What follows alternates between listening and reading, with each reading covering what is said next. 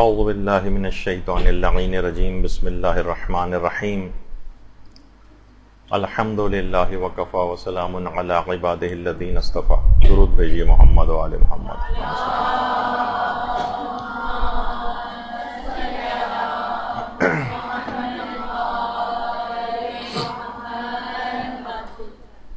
اور آج جو ہمارا عنوان ہے وہ ہے مجالس اعضاء میں جو کھلایا جانے والا کھانا یا جس کو آپ تبرک کہتے ہیں، اس کی کچھ فقہی احکام کیا ہیں، اس کے کچھ اخلاقی باتیں اس سلسلے میں کیا ہیں، اور اس کے متعلق جو اعتراضات عام طور پر کیے جاتے ہیں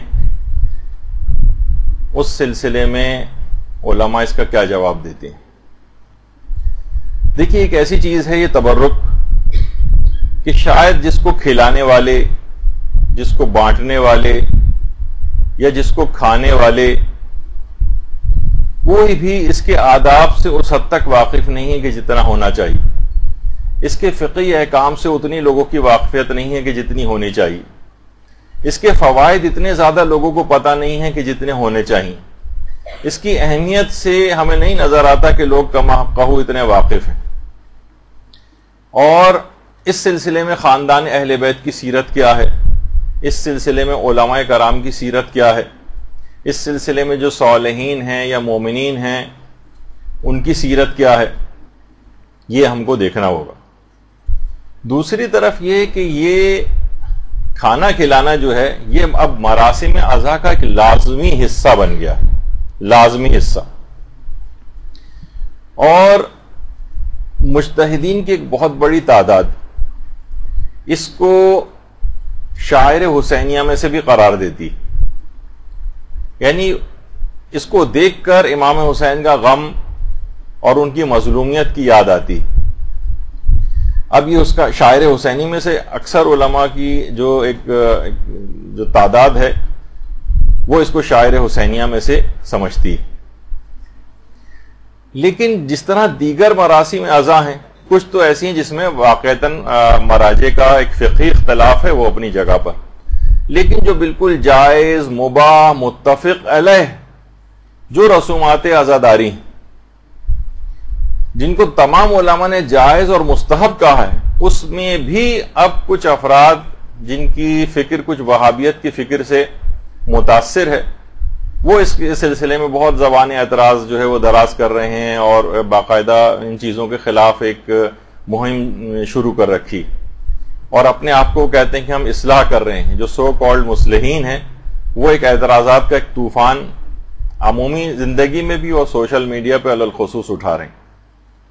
دیکھیے، ہمارے مراجع کرام انہوں نے ہمیشہ جائز اور مباح اور مستحب مراسم اعضاء کے خلاف اٹھنے والی جتنی تحریکیں ہیں ان کا مقابلہ کیا ہے، بلکہ ایک سیسا پلائی ہوئی دیوار کی طرح سے ان کے سامنے کھڑے.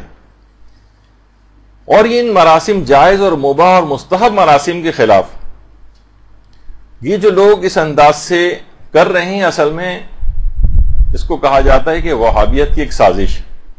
یہی وجہ ہے کہ ہمارے مجتہدین میں سے آیت اللہ محمد حسین جو کاشف الغطا کے نام سے جن کی کتاب ایک ہے اصل الشیعۃ و اصولھا، اصل و اصول شیعہ کے نام سے اس کا اردو ترجمہ بھی ہوا ہے، وہ فرماتے تھے کہ عزاداری احیاء دین کا ذریعہ ہے اور عزائے حسین میں اٹھنے والے جتنے بھی شبہات ہیں یہ امویوں اور وہابیوں کی سازشوں کا حصہ ہیں. وہ فرماتے ہیں کہ اگر ان کا مقابلہ نہیں کیا اور یہ ہیلے بہانے سارے کارگر ہو گئے اور ان شاعر حسینی میں تعطل آ گیا اور آپ نے روک دیا ان کو، تو یہ ایسی مجالس کے خاتمے کا سبب ثابت ہوں گے کہ جس سے دین کا احیا وابستہ. تو ان لوگوں کی باتوں میں ہرگز نہ آیا جائے، ان کی باتوں پر بالکل کان نہ دھرے جائیں، اور ان مراسم اعضاء کو اسی طرح سے جاری و ساری رکھا جائے جیسے یہ اب تک جاری و ساری. اور باقاعدہ علماء نے تو اس سلسلے میں یہ بھی کہا ہے، جیسے کہ آیت اللہ سید جواد طباطبائی تبریزی، یہ ان کا فتویٰ ہے آپ کے سامنے. وہ کہتے تھے یہ مراسم اعضاء پر جو اعتراضات ہیں ایک بیہودہ کام ہے. دشمنان اسلام نے عزاداری کے خلاف مورچہ بندی کر لی، لیکن اس عظیم وسیلے کو لوگوں کے دلوں سے مٹانا ان کے بس سے باہر ہے. البتہ انہوں نے بیہودہ اور لغو قسم کے خلاف حقیقت اعتراضات کا بیج بونا شروع کر دیا، اس کی کوئی بنیاد نہیں ہے. اور ہمارے جو بزرگ علماء ہیں انہوں نے بالکل واضح انداز میں مراسم اعضا کے جواز کا فتویٰ دیا ہے. چند احمق اور عقل سے بے بہرہ افراد جو مراجع الزام اور علماء کے خلاف زبان درازی کر رہے ہیں کہ انہوں نے کیا خرافاتی رسمیں مثلا جو ہیں یہ قائم کر رکھی ہیں, ان کی کسی بات پر دھیان نہ دیا جائے اور ان کی ہر بات کو دیوار پر دے مارا جائے. یعنی یہ آج کل کیونکہ سوشل میڈیا پہ سب چیزیں بہت زیادہ سامنے آ رہی ہیں, اس وجہ سے یہ تمام چیزیں بھی آپ کے سامنے. اچھا, بعض اوقات کیا ہوتا ہے جب کسی رسم کو وہ دیکھتے ہیں کہ یہ چیز ختم نہیں ہو سکتی تو وہ اس کا متبادل پیش کرتے ہیں کہ بھائی کیا مناسب نہیں ہے کہ جو اتنے زیادہ اخراجات تبرک وغیرہ پر ہو رہے ہیں یہ ہم اس سے غریبوں کی امداد کرنا شروع کر دیں. تو دیکھیے وہ کسی عالم نے بڑا اچھا جملہ کہا ہے نا کہ کسی بھی غریب کو امام حسین کی آزاداری پر کمپرومائز کر کے اپنا پیٹ بھرنا قبول نہیں. کسی شیعہ غریب کو یہ بات قبول نہیں. اتنا بے غیرت اور اتنا کم ظرف کوئی بھی غریب سے غریب مومن بھی نہیں ہے کہ وہ کہے کہ آزاداری کے خرچوں میں کمی کرو اور میرا پیٹ بھرنے کے لیے مجھے پیسے دے دو. اس کو الحمدللہ اس کی برکتوں سے خود ہی اتنا پیٹ اس کا بھر جاتا ہے کہ ان کے پاس بھی بچ جاتا ہے, ان غریبوں کے پاس بھی جائے گا کہ وہ بھوکے رہ جائیں. تو کہتے ہیں کہ یہ ایسا کریں, آپ غریبوں کی امداد کر دیں. اچھا, یہی والا سوال اکثر, اب میرے پاس اتنا وقت نہیں کہ پورے فتوے پڑھوں, اس کا خلاصہ کر دیتا ہوں کہ امام خمینی سے بھی باقاعدہ پوچھا گیا. یعنی اس کا خلاصہ یہ ہے کہ یہ جو کتنے اس کے اوپر تبرک وغیرہ پر اتنے زیادہ مصارف ہوتے ہیں, اور تو کیا بہتر نہیں کہ ہم ان مصارف ان کے اوپر خرچ کرنے کے بجائے جو خانوادہ شہداء ہیں ان کے گھروں کی کفالت ہے, یا مجروحین انقلاب میں بہت سے زخمی ہیں, انقلاب کے دوران کتنے افراد زخمی ہوئے تھے, تو یہ ہم یہاں سے کٹوتی کر کے ان لوگوں کی امداد کر دی جائے. تو امام خمینی نے کہا نہیں, یہ مراسم سوگواری سید الشہداء جو ہے اس کو ہرگز ترک نہ کیا جائے. یعنی یہاں کا پیسہ کاٹ کے وہاں نہ دیا جائے. باقاعدہ مجتہدین نے اس کو یعنی دیکھا جائے تو اس وقت بڑا ایک انقلاب نیا نیا آیا تھا اور کتنے لوگ شہید ہوئے تھے, کتنے لوگ زخمی ہوئے تھے, اور انقلاب کو اس وقت بہت پیسوں کی بھی ضرورت تھی, لیکن آزاداری کے اندر کسی قسم کی کمی, خاص طور پر تبرک کے لیے منع کر دیا. کہا نہیں, مراسم میں جو سوگواری سید الشہداء ہے یہ فوقیت رکھتی ہے, اس کو ہرگز ترک نہ کیا جائے اور ان کے اوپر خرچ کیا جائے. اچھا, اسی طرح سے بہت سارے ہمارے اور مراجع ہیں, جیسے آیت اللہ حافظ بشیر نجفی, وہ کہتے ہیں کہ بعض لوگ ہی کہتے ہیں کہ مجالس اعضاء, یہ ماتمی تنظیموں اور باقی شاعر حسینی اور امام حسین کے زائرین پر خرچ کرنے کی کوئی ضرورت نہیں ہے, ان کو کھانا وانا کھلانا, اور کہتے ہیں کہ اس مال کو فقراء پر خرچ کرنا چاہیے. وہ اس کے ذریعے شاعر حسینیہ کو روکنا چاہتے ہیں, ان کو فقراء سے کسی قسم کی کوئی ہمدردی نہیں. یہ چاہتے ہیں کہ بس یہ چیز کسی طرح سے رک جائے, تو یہ آوازیں بلند کی جاتی ہیں کہ متبادل کے طور پر یہ چیز رائج کر دی جائے کہ تبرک وغیرہ پہ پیسہ خرچ نہ ہو بلکہ غریبوں کی امداد کر دی جائے. اور باقاعدہ آیت اللہ صادق روحانی, ان سے بھی یہی والا سوال, بلکہ انہوں نے اپنے ایک فتویٰ میں سوال یہ پوچھا گیا کہ فقراء کو صدقہ کرنا زیادہ افضل ہے یا عزائے امام حسین میں مثلا تبرک وغیرہ کھلانا, کھانا کھلانا. تو انہوں نے کہا کہ اسلام کی جو بقا ہے یہ انقلاب حسینی کی وجہ سے, اور انقلاب حسینی کی جو بقا ہے یہ شاعر حسینیہ کے احیاء کی وجہ سے. تو شاعر حسینیہ جس کے اندر تبرک وغیرہ بھی آیا ہے, افضل من جمیع الاعمال المستحبہ, یہ تمام مستحب اعمال سے افضلیت رکھتا.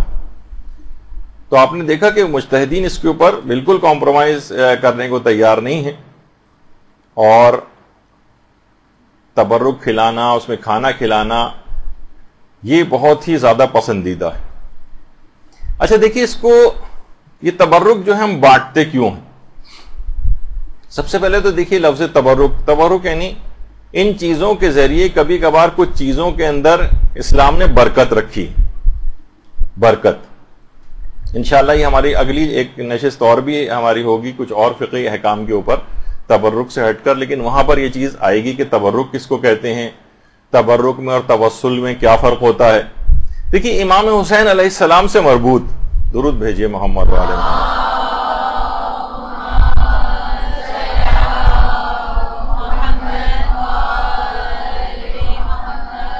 ہر چیز واجب الاحترام ہے جو بھی ان سے منسوب ہو جائے. یہی وجہ ہے کہ ہمارے علماء میں آیت اللہ حسین برجردی وہ فرماتے تھے کہ امام حسین اتنے بلند مقام پر فائز ہیں اور اتنے واجب الاحترام ہیں کہ ان سے منسوب ہر چیز کا احترام لازم، ہر چیز کا احترام.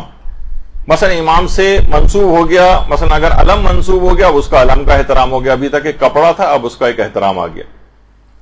مشق ایک عام مشق ہے، گھروں میں ڈیکوریشن پیس کے طور پر بھی بہت سی جگہوں پہ لٹکائی جاتی ہے، لیکن مشق سکینہ یا مشق عباس اب اس کو آپ عنوان دے دیں اب وہی قابل احترام ہو جائے گی. عام کپڑا ہوتا ہے لیکن جب وہ خانہ کعبہ کے اوپر لگ جاتا ہے تو وہ قابل احترام ہو جاتا ہے. امام حسین اتنے بلند مرتبہ اور قابل احترام ہیں کہ ان سے منسوب ہر چیز کا احترام لازم ہے.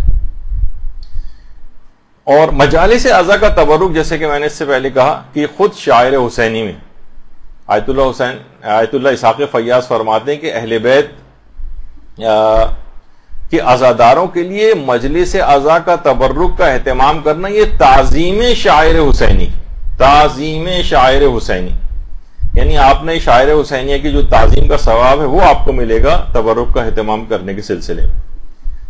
اچھا اب دیکھیے جو کھانا کھلانا ہے اس کی بڑی حکمتیں ہیں، بڑے فلسفے ہیں، اور اگر آپ عمومی اسلام کا مزاج دیکھیں تو اسلام بہانے سے کھانا کھلانے کی یا اطعام طعام کی ترغیب دلاتا ہے. اچھا اسلام ایک لحاظ سے ہمیں بہت سے احکام میں نظر آتا ہے کہ جیسے اسلام پیسے دینے کو ڈسکریج کر رہا ہو اور وہ کہتا ہے کہ نہیں کھانا ہی دو.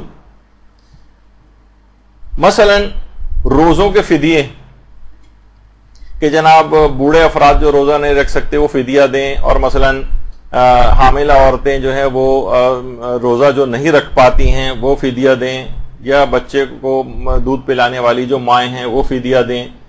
اسی طریقے سے مریضوں وغیرہ کے بھی احکام آتے ہیں. تو اسلام یہ کہتا ہے کہ نہیں پیسے نہیں دے سکتے، آپ کو کھانے ہی کی چیز دینی پڑے گی. بلکہ اکثر لوگ کہتے ہیں اچھا ہم راشن ڈلوا دیں، تو راشن کے اندر بھی اگر آپ ڈلوائیں تو اس میں آپ چائے نہیں دے سکتے، آپ پتی نہیں دے سکتے، آپ مسالے نہیں دے سکتے، آپ چینی نہیں دے سکتے، آپ نمک نہیں دے سکتے. آپ کو کھانے کی چیز دینی پڑے گی، کھانے کی. اسی طریقے سے جیسے جان بوجھ کر مثلا اگر کوئی روزہ توڑتا ہے، جیسے کفارہ عمدی جس کا دینا ہوتا ہے، یعنی 60 مسکینوں کو کھانا، یعنی 60 افراد کو یا تو کھانے، بالکل 60 افراد گن کے آپ ان کو 60 کھانوں کے پیسے نہیں دے سکتے، 60 افراد کو کھانا ہی دینا پڑے گا.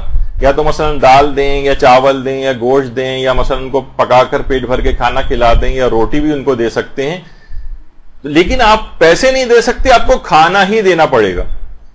اسی طرح سے مثلا حج کے کفارے، مثلا مردوں پر بند گاڑی کا سفر جو ہے وہ حرام ہو جاتا ہے اور ایک کفارہ ان کو دینا پڑتا ہے. اور اس کے اندر بھی ہے کہ جانور ذبح کرو اور اس کا گوشت غریبوں تک پہنچاؤ.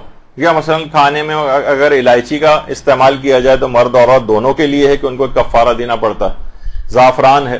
اسی طریقے سے مثلا قسم توڑنے کے کفارے، اس میں بھی یا تو کھانا دو یا لباس دو.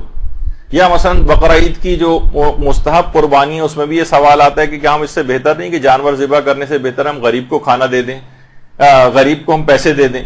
تو اس کے اندر بھی ہے کہ نہیں، آپ کو جانور ہی ذبح کروانا ضروری، اس کی جگہ پیسے نہیں دے سکتے.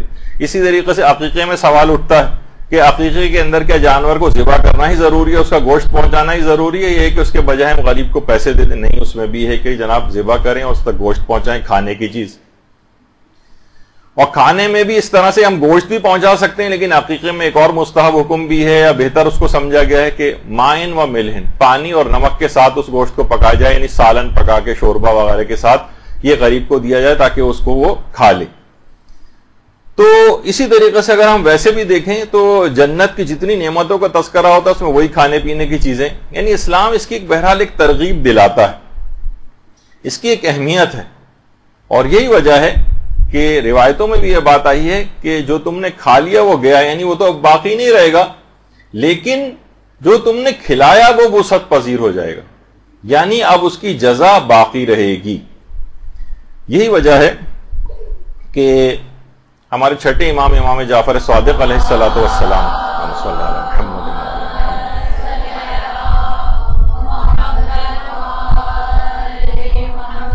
کتنی تاکید سے یہ بات کہی گئی ہے کہ اگر کوئی مومن تمہارے گھر آئے، یا عام طور پر جیسے کہ یہاں سے زائرین بھی جاتے ہیں اربعین وغیرہ پہ، تو وہ لوگ آپ کو ایک لحاظ سے مہمانی تصور کرتے ہیں، تو بہرحال امام نے فرمایا اگر کوئی مومن تمہارے گھر آئے تو اس کو کھانے کو پوچھو. اچھا وہ کھانے پر اگر تیار نہ ہو تو اس کو پانی کے لیے پوچھو. وہ بھی اگر قبول نہ کرے تو اس کے ہاتھ پانی یا کسی خوشبودار چیز سے دھلا دو. اچھا دیکھیے ہمارے تو یہاں تو احادیث پہ اس طرح سے عمل بھی نہیں ہوتا. مجھے یاد ہے کہ آج سے شاید 10-12 سال پہلے میں ایک مرتبہ ایران گیا تھا. تو جب گیا تو وہاں پر جو ہمارے قوم میں دوست ہیں وہ ان کو ابا ایک سلوانی تھی کسی درزی کے پاس. تو ایک تو دیکھیے ہمارے یہاں کے درزی ہوتے ہیں جو آپ کے دماغ میں، آپ خواتین تو زیادہ بہتر جانتی ہیں ان کو، لیکن وہ اتنا متقی و پرہیزگار کہا جاتا ہے کہ وہ مجتہدین اور مراجع تک اس سے آبائیں سلوانے کے لیے آتے ہیں، یعنی اسی سے سلواتے ہیں. تو اس نے کھانے کو پوچھا، ظاہر ہے کہ تکلفات بھی ہوتے ہیں، منع کیا. پانی کو اس نے پوچھا، چائے کو پوچھا، سب کو منع کیا. تو جلدی جلدی بھاگا بھاگا اندر گیا اور ایک بوتل کے اندر عرق گلاب رکھا ہوا تھا وہ لے کر آیا اور کہا کہ کم سے کم اس سے ہاتھ ضرور آپ دھو لیں، کیونکہ یہ امام کی حدیث ہے کہ کم سے کم اگر کوئی اس پر تیار نہ ہو تو اس کے خوشبودار کسی پانی سے اس کے ہاتھ دھلائے جائیں. تو اس حد تک دیکھیے لوگ تقوی، پرہیزگاری، ائمہ کی احادیثوں کے اوپر عمل اس طرح سے کرتے ہیں. تو اب یہ جو تبرک وغیرہ ہے اس کے دیکھیے فقہی احکام بھی. اب یہ جب بھی آپ دیکھ رہے ہیں کہ اس کی اتنی اہمیت ہے کہ کھانا کھلانے کے حوالے سے کہ مہمان کے لیے اچھا نہیں سمجھا گیا ہے کہ وہ میزبان کی اجازت کے بغیر مستحب روزہ رکھے. مستحب روزہ اچھا کیونکہ ممکن ہے کہ میزبان اس کے لیے کھانے کا اہتمام کرے اور وہ ضائع ہو جائے، وہ کہے کہ بھائی میں نے تو روزہ رکھا ہوا ہے. اور اسی طرح سے میزبانی کے آداب میں سے بھی ہے کہ مہمان کو بتا کر میزبان مستحب روزہ رکھے، کیونکہ ممکن ہے کہ میزبان نے روزہ رکھا ہے تو شرما حضوری میں مہمان بھی کھانا نہ کھائے، خود بھوکا رہے. تو یہ کھانا کھلانے کے اعتبار سے بھی اس کی اتنی اہمیت، اور اتنی اہمیت ہے اس بات کی کہ حضرت ابراہیم علیہ الصلوۃ والسلام، یہ ان کی قبر مبارک ہے، حضرت ابراہیم کی درود بھیجیے محمد و علیہ محمد،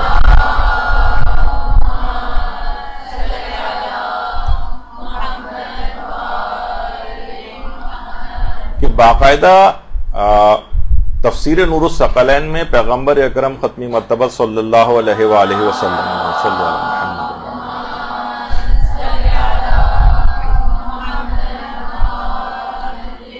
اس کی پہلی جلد میں پیغمبر نے 3 وجوہات بتائی ہیں کہ جن وجوہات کی بنا پر حضرت ابراہیم کو خلیل خدا ہونے کی خصوصیت ان کو عطا ہوئی. ان میں سے ایک یہ ہے کہ وہ مہمانوں کو کھانا کھلاتے تھے. تو اب آپ دیکھیں کہ بہرحال یہ جتنے بھی مجلس اعضاء کے اندر آئے ہوئے جو افراد ہوتے ہیں یہ بھی مہمان ہوتے ہیں. آپ انہیں فون کر کے بلاتی ہیں، آپ انہیں دوسرے افراد کے ذریعے کہتی ہیں کہ ان کو لے کر آئیے گا، آپ پرچے تقسیم کرواتی ہیں. بہت سے افراد اخبارات میں اشتہارات دے کر لوگوں کو مہمان بلاتے ہیں، یہ مہمان. جب ابراہیم خلیل خدا اتنا بڑا مقام اللہ کے دوست ہونے کا حاصل کر سکتے ہیں مہمانوں کو کھانا کھلانے پر، تو مومنین کرام کو کسی اعتبار سے کسی درجے کے اندر اللہ کے نزدیک کوئی مقام ملنا کون سی بڑی بات ہے. جب خود خدا کے نبی کو، جو پیغمبر اسلام کے بعد سب سے افضل ترین نبی، ان کو اتنا بڑا مقام، خلت کا عہدہ جو ہے یا منصب عطا ہو سکتا ہے، تو کسی مقام پر بہت چھوٹے لیول پر ہی کیوں نہ صحیح کوئی نہ کوئی مقام خدا کی نگاہ میں ایک مومن کو کیوں حاصل نہیں ہوگا اگر وہ ان آئے ہوئے مہمان عزاداروں کو کھانا کھلا دے.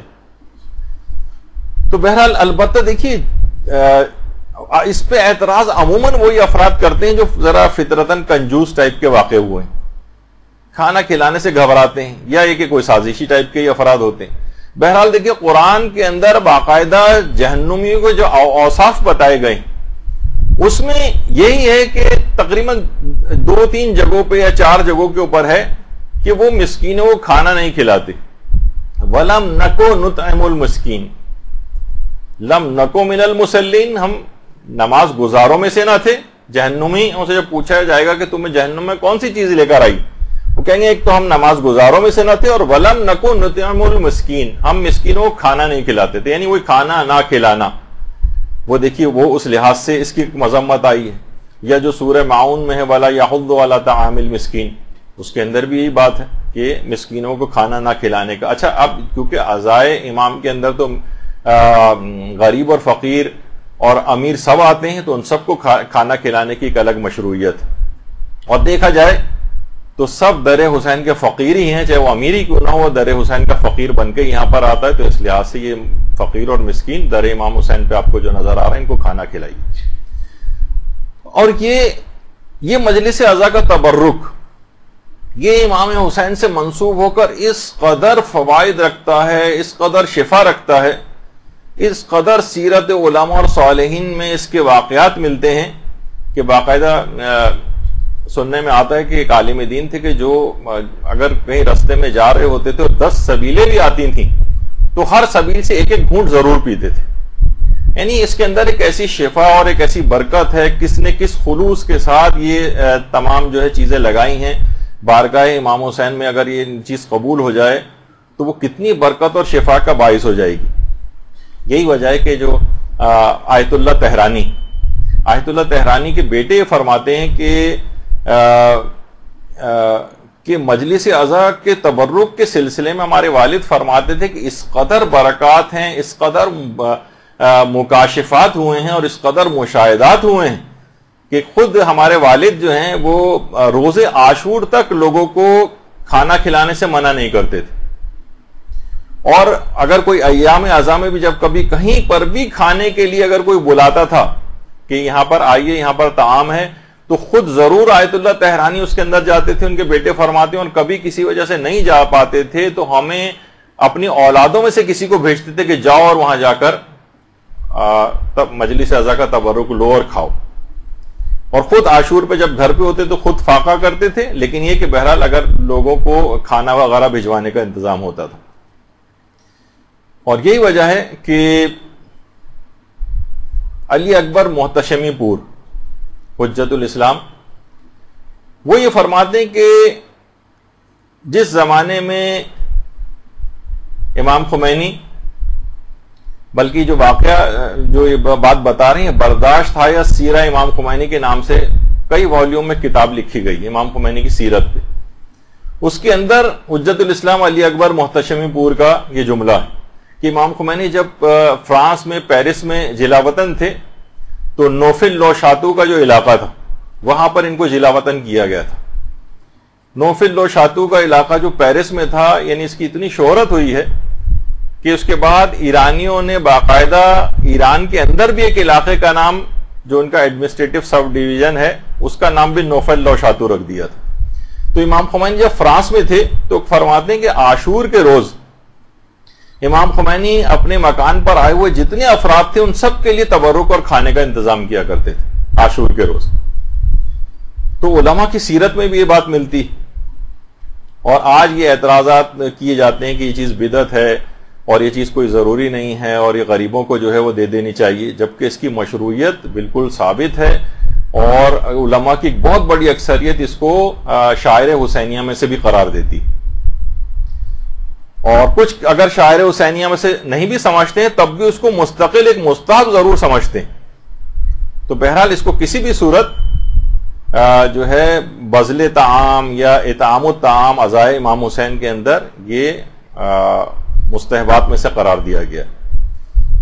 اچھا اس کی جو مشروعیت ہے، جب کبھی ہو سکتا ہے یہ آپ تک بھی یہ بات پہنچے کیونکہ یہ بات پھیلنا شروع ہو گئی ہے تو آپ کے پاس دلائل ہونے چاہیے کہ بھائی یہ چیز تو خود شریعت کے اندر موجود ہے کہ مجلس عزا کے سلسلے میں تبرک اور کھانے کا انتظام کرنا. ایک معتبر روایت ہے ہمارے ہاں جو کہ وسائل الشیعہ کی 3 جلد میں بھی ہے، شیخ حر عاملی نے لکھی ہے، اور الحدائق الناظرہ یوسف بحرانی کی اس کے اندر بھی یہ روایت موجود ہے، اور معالی السبتین اس کے اندر بھی یہ روایت موجود ہے اس کی 2 جلد میں کہ ہمارے چوتھے امام امام زین العابدین علیہ الصلوۃ والسلام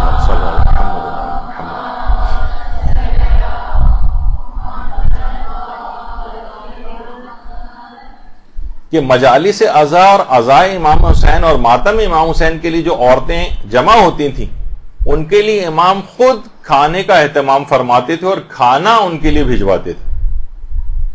اچھا صرف کھانے ہی کے حوالے سے نہیں، جو روایت ہے ابھی تو ہم اس کے اوپر ڈسکس کریں گے.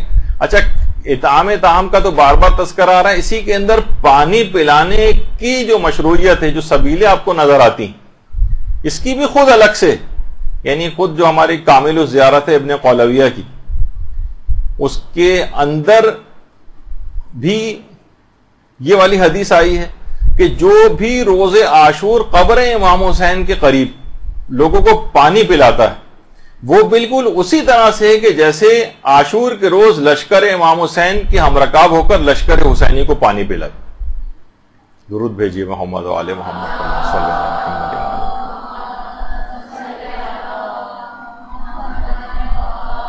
تو فقط صرف اس سے متعلق ہی نہیں کہ صرف قبر امام کے قریبی کوئی موجود ہو، بلکہ امام حسین کے نام پر کسی بھی جگہ پانی پلائے تو انشاءاللہ اس کو یہی ثواب حاصل ہو. جیسے امام حسین کے ہم رکاب ہو کر لشکر امام حسین کو عاشور کے روز پانی پل، جبکہ سب کتنے پیاسے تھے، ان کو پانی پلانے کا ثواب کس قدر عظمت رکھتا تھا، وہی ثواب ان پانی پلانے والوں کو بھی ملے گا. تو یہ جو سبیلیں لگاتے ہیں اور یہ کہ ان کو بتایا جائے کہ کتنا عظیم ثواب ہے اس چیز میں.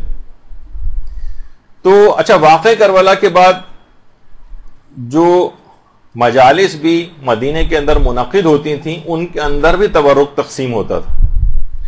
اور اس لحاظ سے بھی وہ جو آپ ایک سنتی ہیں کہ ہمارے پانچویں امام محمد باقر علیہ الصلوۃ والسلام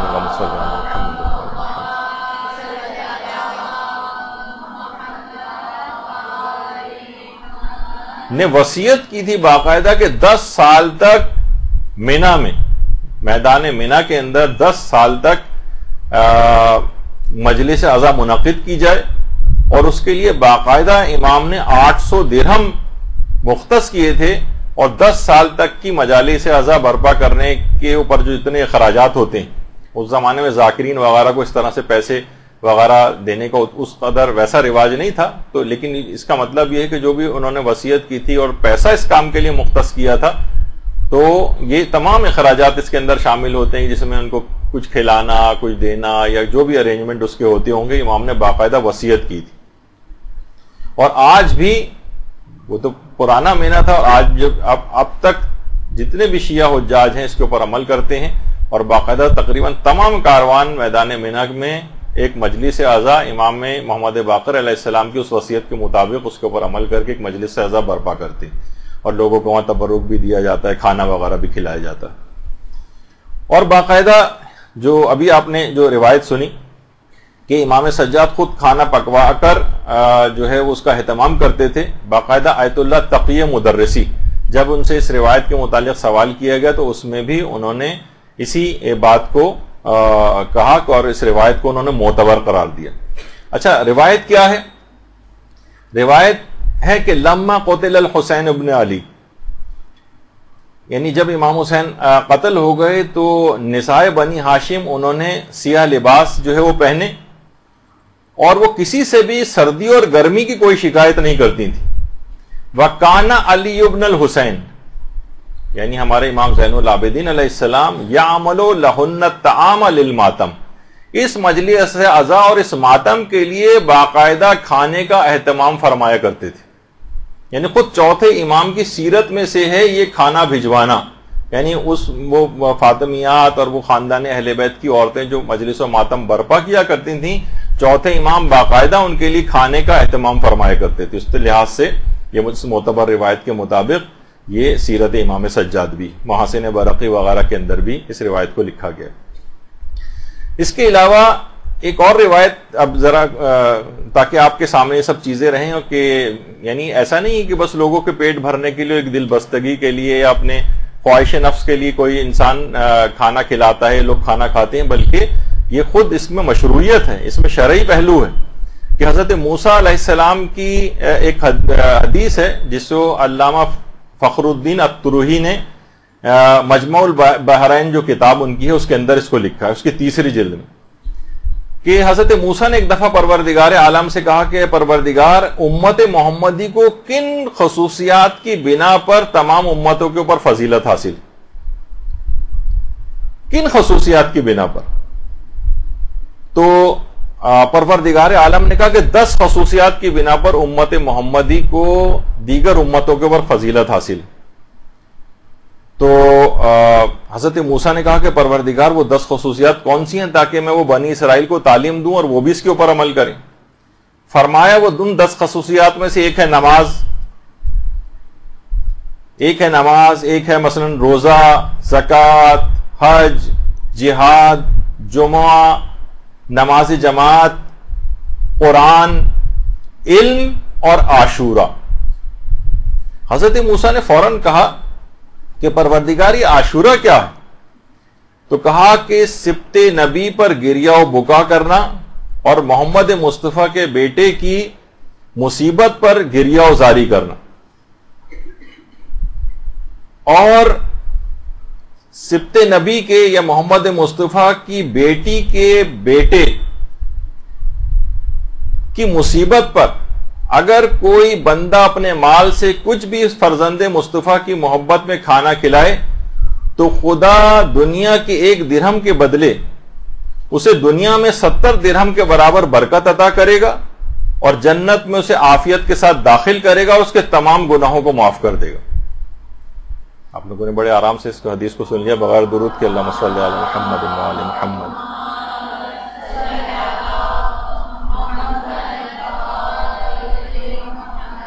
یعنی 1 درہم جو اس تبرک کے اوپر خرچ ہو رہا ہے، پروردگار ایسی برکت اس کے اندر عطا کرتا ہے کہ 70 درہموں کے برابر اس کو برکت عطا ہوتی ہے، عافیت کے ساتھ جنت میں داخل کرے گا. ایک تو ہوتا ہے جنت میں بالآخر جانا عذاب بھگت کر، اور ایک ہے عافیت کے ساتھ براہ راست چلے جانا. یہ اس کو حاصل ہوگا اور اس کے تمام گناہوں کو پروردگار عالم معاف کر دے گا. یہ باقاعدہ فخر الدین الترہی نے مجموع البحرین میں جو کتاب لکھی ہے، علماء نے اس روایت کو بھی معتبر قرار دیا ہے، اور وہ 10 خصوصیات اس کے اندر امام حسین کی مصیبت پر ان کے عزا کے اندر کھانا کھلانا بھی شامل ہے. اچھا اب دیکھیے خاندان اہل بیت کی، اچھا یہ مستدرک الوسائل کے اندر بھی اس روایت کو لکھا گیا ہے. اچھا اب دعوت ذو العشیرہ جو آپ سنتی ہیں، جب قرآن کا یہ حکم آیا تھا کہ وانذر عشیرتک الاقربین، تو پیغمبر نے پھر ایک کھانے کی دعوت کی تھی، اور پیغمبر اسلام نے اس کھانے کی دعوت میں 40 لوگوں کو بلایا تھا، اور اس میں کھانا کھانے کا انتظام حضرت امیر المومنین علیہ الصلوۃ والسلام کے ذمے تھا.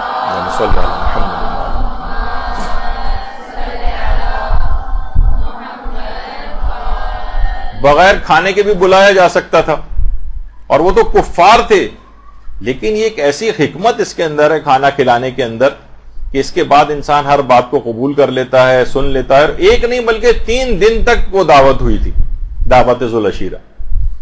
تو بہرحال ان روایات سے بھی اس کی مشروعیت جو ہے وہ ثابت ہوتی ہے. خاندان اہل بیت کی سیرت کے اندر بھی یہ چیز ہے کہ مدینے کے اندر اس کے بعد جتنی بھی مجالس عزا اس طرح سے منعقد ہوتی تھیں اس کے اندر کھانوں کے اہتمام ہوا کرتے تھے. اور خاندان اہل بیت کی سیرت کے مطابق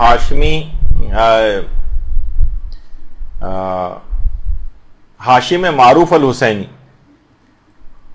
انہوں نے باقاعدہ ایک کتاب لکھی ہے من وحی الثورۃ الحسینیہ. اس کے اندر یہ والی بات لکھی ہے کہ کان الفاطمیون فی یوم عاشورہ ینحرون الابل والبقر، یعنی جو فاطمیون، یہ جو خاندان اہل بیت کے جو افراد تھے، یہ عاشورے کے روز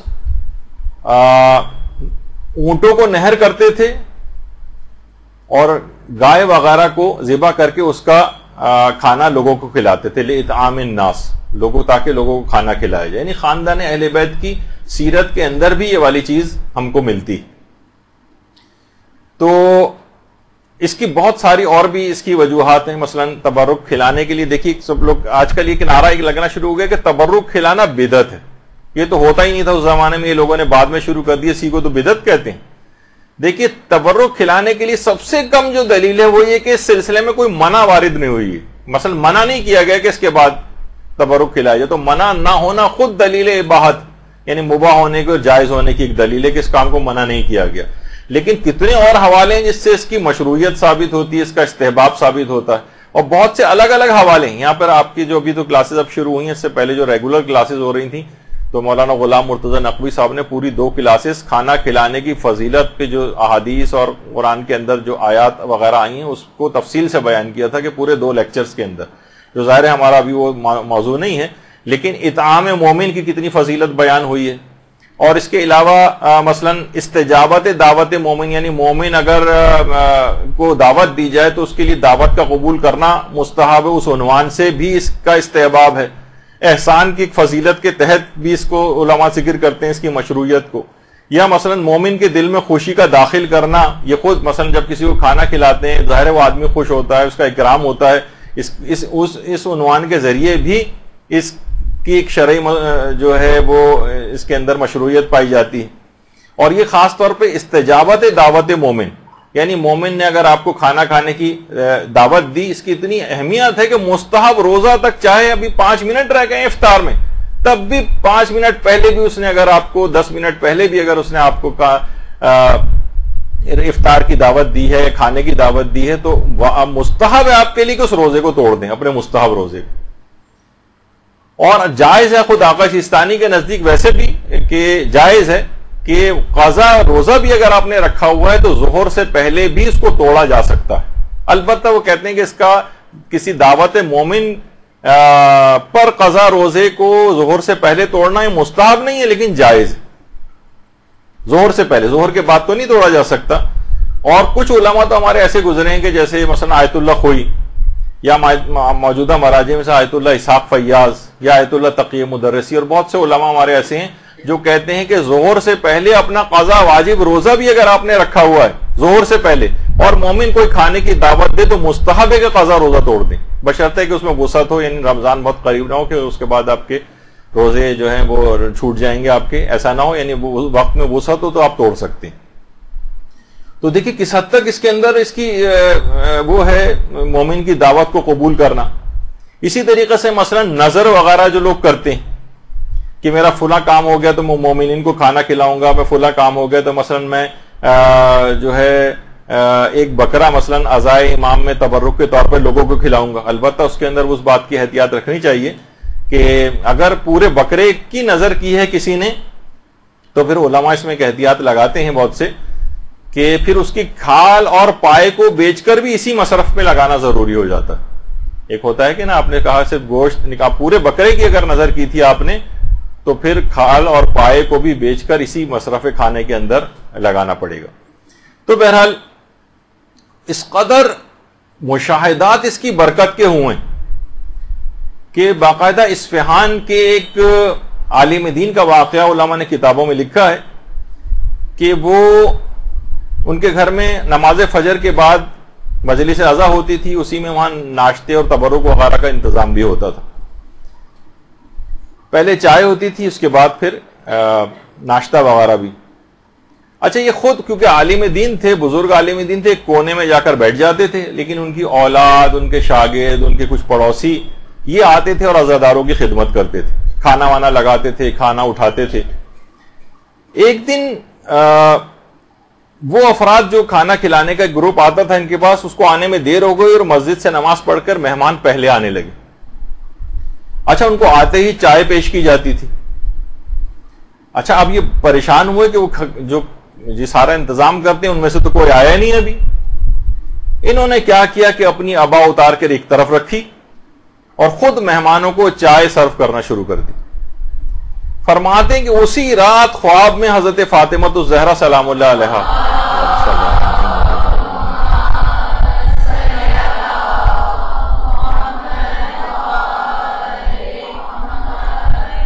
خواب میں آتی ہیں اور فرماتی ہیں کہ پہلے تم ایک جگہ بیٹھ کر لوگوں کو خوش آمدید کہتے تھے، لیکن ہمارے نوکر تم آج بنے ہو. یہ جو تم نے اپنے ہاتھوں سے سرو کر، یعنی جو تم نے کیا ہے، تم نے لوگوں کی خدمت کی ہے اور لوگوں کو اٹھ کر چائے دی ہے، اصل خدمت اور نوکری تم نے آج کی. تو یہ بہت اہم ہے، یعنی انسان اس کے اندر خود حصہ لے، اور ان تمام چیزوں کے ضروری ہے کہ اس کے فقہی احکام، ان کی شرائط وغیرہ کو بھی مد نظر رکھے. تبرک کی کچھ شرائط بھی ہیں، کچھ اس کے فقہی احکام بھی ہیں. پہلی تو چیز سب سے یہ ہے کہ اس میں مکمل خوشنودی خدا یا خوشنودی امام حسین کی نیت ہونی چاہیے. اس میں کوئی فرق نہیں ہے. خوشنودی امام حسین، لوگ کہتے ہیں مولا کی ہم خوشنودی کے لیے کر رہے ہیں، اس میں خود مبادرت یہی ہوتی ہے کہ وہ اللہ کی خوشنودی کے لیے کام ہوتا. تو اپنی نیت کو انسان کو چاہیے کہ خالص رکھے، اپنی نیت کو بالکل خالص رکھے اور مکمل اخلاص کے ساتھ تبرک کھلائے۔ وہ دیکھیے وہ ہے نا کہ جو کہ سورہ دہر کی بھی آیات ہیں، جسے سورہ انسان بھی کہا جاتا ہے اس سورے کو، کہ اس کے اندر یہی بات کہی گئی، انما نطعمکم لوجہ اللہ لا نرید منکم جزاء ولا شکورا، جزاء ولا شکورا، ہم صرف اور صرف لوگوں کو پروردگار عالم کی وجہ سے کھلاتے ہیں، اور کسی اور شخص سے ہمیں کوئی جزا اور کوئی شکریہ نہیں چاہیے، مکمل اخلاص کے ساتھ کھلانا۔ یہ خود قرآن کے اندر اس کی علماء نے کہا کہ اتنے اس میں اخلاص کی ضرورت ہے، کھانا کھلانے میں خوشنودی پروردگار کی ہے، مثلا خوشنودی امام حسین اگر آپ کہیں تو اس کی نیت ہونی چاہیے۔ اچھا پھر اور کسی کی کوئی تعریف وعریف کا، کسی کی شکریہ کا کہ ہم نے اتنا اچھا کیا لیکن انہوں نے اس کے باوجود نہ کوئی شکریہ ادا کیا، نہ کوئی رسپانس دیا، نہیں، جن کے لیے کیا ہے وہ ان کی طرف سے شکریہ کی توقع ہونی چاہیے، لوگوں کی نہیں ہونی چاہیے۔ اچھا پھر بہترین چیز جو آپ کو پسندیدہ وہ آپ تبرک کے طور پر دیں۔ لن تنالوا البر حتى تنفقوا مما تحبون، جو قرآن کی آیت ہے سورہ آل عمران کی، کہ تم نیکی تک اس وقت پہنچ ہی نہیں سکتے جب تک کہ راہ خدا میں اس چیز کا انفاق نہ کرو جس کو تم سب سے زیادہ پسند کرتے ہو، یعنی پسندیدہ چیز ہونی چاہیے۔ یہی وجہ ہے کہ اصول کافی کے جو چوتھی جلد ہے اس میں باقاعدہ یہ والی روایت موجود ہے کہ انفاق جب انسان کرے راہ خدا کے اندر تو اسے اپنی محبوب چیز راہ خدا میں انفاق کرنی چاہیے۔ امام کو علم ہوا کہ کسی شخص نے چینی شکر کو راہ خدا میں دیا ہے، تو امام نے اس کو بلایا اور یہ والی آیت یاد دلائی کہ اپنی محبوب چیز کو راہ خدا میں دینا ہوتا ہے۔ یہ تم نے کیا دیا ہے؟ کہا کہ مولا یقین کیجئے کہ مجھے شکر سب سے زیادہ محبوب ہے، میں نے اسی چیز کو ہی راہ خدا میں دیا ہے۔ تو دیکھیے کوئی خراب کوالٹی کی کوئی چیز نہ ہو، کوئی مضر صحت چیز نہ ہو تبرک کے اندر، کیونکہ راہ خدا میں محبوب چیز دینی ہے۔ اگر آپ نے خراب یا بیکار سی کوئی چیز یا مضر صحت کوئی چیز اگر دی ہے تو یہ سوء ادب ہے، ایک تحقیر ہے۔ یہ راہ خدا کے اندر آپ دے رہے ہیں، گویا خدا کے ہاتھ میں چیز جا رہی ہے اور آپ ایک حقیر چیز دے رہے ہیں۔ بہتر سے بہتر چیز ہونی چاہیے، کوالٹی کے بھی اعتبار سے، کوانٹٹی کی بھی اعتبار سے۔ ابھی آتی ہے اس کی تفصیل آگے، اور یہی وجہ ہے کہ سورہ بقرہ کے اندر بھی بات آئی کہ یا ایھا الذین آمنوا انفقوا من طیبات، یعنی بہتر سے بہتر، پاکیزہ سے پاکیزہ چیز۔ اب یہ دیکھیں کہ جو بھی آپ تبرک پکوا رہی ہیں اس کے اندر گھی اور تیل اگر مضر صحت، مثلا آپ نے کیٹرنگ والے کے ذمہ ڈال دیا اور وہ پتہ نہیں کون کون سے تیل اور گھی اس کے اندر جو ڈال رہے ہیں مضر صحت، سستے ترین، لوگوں کی صحتیں اس سے خراب ہو رہی ہیں۔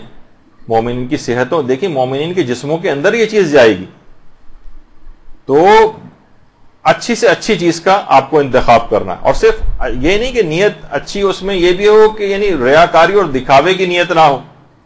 مثلا اتنی زیادہ دیگیں فلاں صاحب جو ہے کرتے ہیں، 100 دیگیں پکواتے ہیں، ایک شہرت ان کی اس لحاظ سے ہو جاتی۔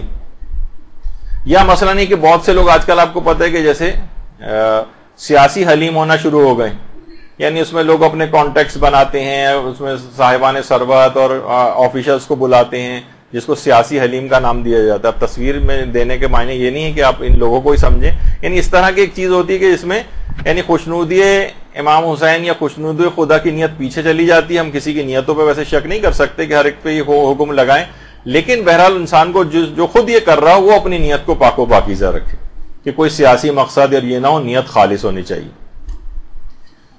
اور اگر نیت خالص ہو تو اہل بیت خود مدد کے لیے آتے ہیں، اس تبرک کے اہتمام تک کی مدد ان کی طرف سے ہو جاتی۔ آقا سید علی شہرودی یہ فرماتے ہیں، یہ خاندان ایک شہرودی جو ہے جس میں علماء اور مراجع کی بڑی تعداد جو ہے وہ گزری ہے، اسی خاندان کے تھے آیت اللہ آقا سید علی شہرودی۔ یہ فرماتے ہیں کہ اس زمانے میں نجف میں مدرسہ بزرگ آخوند خراسانی، آخوند خراسانی ہمارے بہت ہی بڑے علماء کے اندر گزرے ہیں، آج بھی ان کی کتنی کتابیں حوزہ علمیہ کے اندر پڑھائی جاتی ہیں، اجتہاد تک کوئی پہنچ نہیں سکتا جب تک کہ ان کی کتابوں کا مطالعہ نہ کر لے۔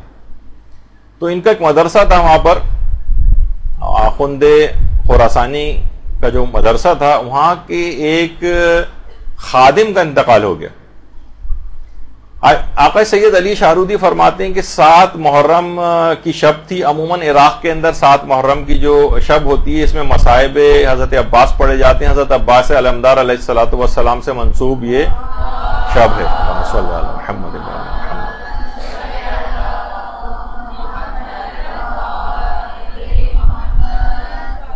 اچھا، اس کے اندر شروع میں چائے وغیرہ تبرک کے طور پر ہوتی ہے، پھر کھانے کا بھی اہتمام تھا. اچھا، اس زمانے میں کوئی وہ نہیں تھا کہ بہت بڑی تعداد ہی ہمیشہ مجالس کے لیے، مدرسے کے ہی ایک خادم کی مجلس ترہیم تھی، تو اس میں کم افراد مدعو تھے، صرف 7 افراد مدعو تھے اس مجلس میں، اور 7 افراد ہی کے لیے کھانے کا اہتمام کیا گیا تھا. اور اس مجلس کے اندر آقا شیخ عبد الحسین خراسانی، ان کو مجلس پڑھنا تھی. اچھا، اب ہوا یہ، سید علی شاہرودی فرماتے ہیں کہ اس رات اس جو مجلس ترہیم تھی، کیونکہ خادم کی تھی مدرسے کے، تو آیت اللہ سید محمود شاہرودی، جن کی تصویر آپ کے سامنے، آیت اللہ سید محمود شاہرودی، ان کو پتہ چلا کہ خادم مدرسہ کی مجلس ترہیم ہے. یہ خود ایک لحاظ سے بن بلائے اس محفل میں آ گئے، اور ان کے ساتھ ہی ان کے بھائی آیت اللہ سید محمد حسینی شاہرودی بھی ان کے ساتھ آ گئے، 2 مجتہدین. اچھا، جب یہ 2 افراد آئے تو ان مجتہدین کو دیکھ کر دیگر بہت سارے افراد بھی ان کے ساتھ آ گئے. کھانا مشکل سے 7 افراد کا اہتمام تھا، اور 24 سے زیادہ افراد آ گئے وہاں پر. ظاہر مجتہدین کو دیکھا دیکھی لوگوں نے کہا یہ جا رہے ہیں تو ہم لوگ بھی چلتے ہیں ساتھ میں. 24 افراد، اور کھانا دستیاب اتنا تھا نہیں. اچھا، اس زمانے میں بازاروں میں اتنے ایزیلی کھانے اویلیبل نہیں ہوتے تھے. کم پڑ گیا تو بازار سے لے آؤ، ہوم ڈیلیوری سے منگا لو، یہ تو اس زمانے میں نہیں ہوتا تھا. اب بانی مجلس سخت پریشان ہو گئے. بانی مجلس بڑے پریشان ہوئے. سید علی شاہرودی کہہ رہے ہیں کہ ظاہر ہے کہ اتنے بڑے علماء اور مجتہدین آئے ہیں، کھانا کم پڑ جائے کتنی بے عزتی اور شرمندگی کی بات ہے. گھر سے باہر نکل کر پریشانی کے عالم میں آئے سڑک پر، اور سر سے عمامہ اتار دیا، اور روضہ ابو الفضل العباس علیہ السلام کا رخ کیا. اللہم صلی علی محمد و علی محمد.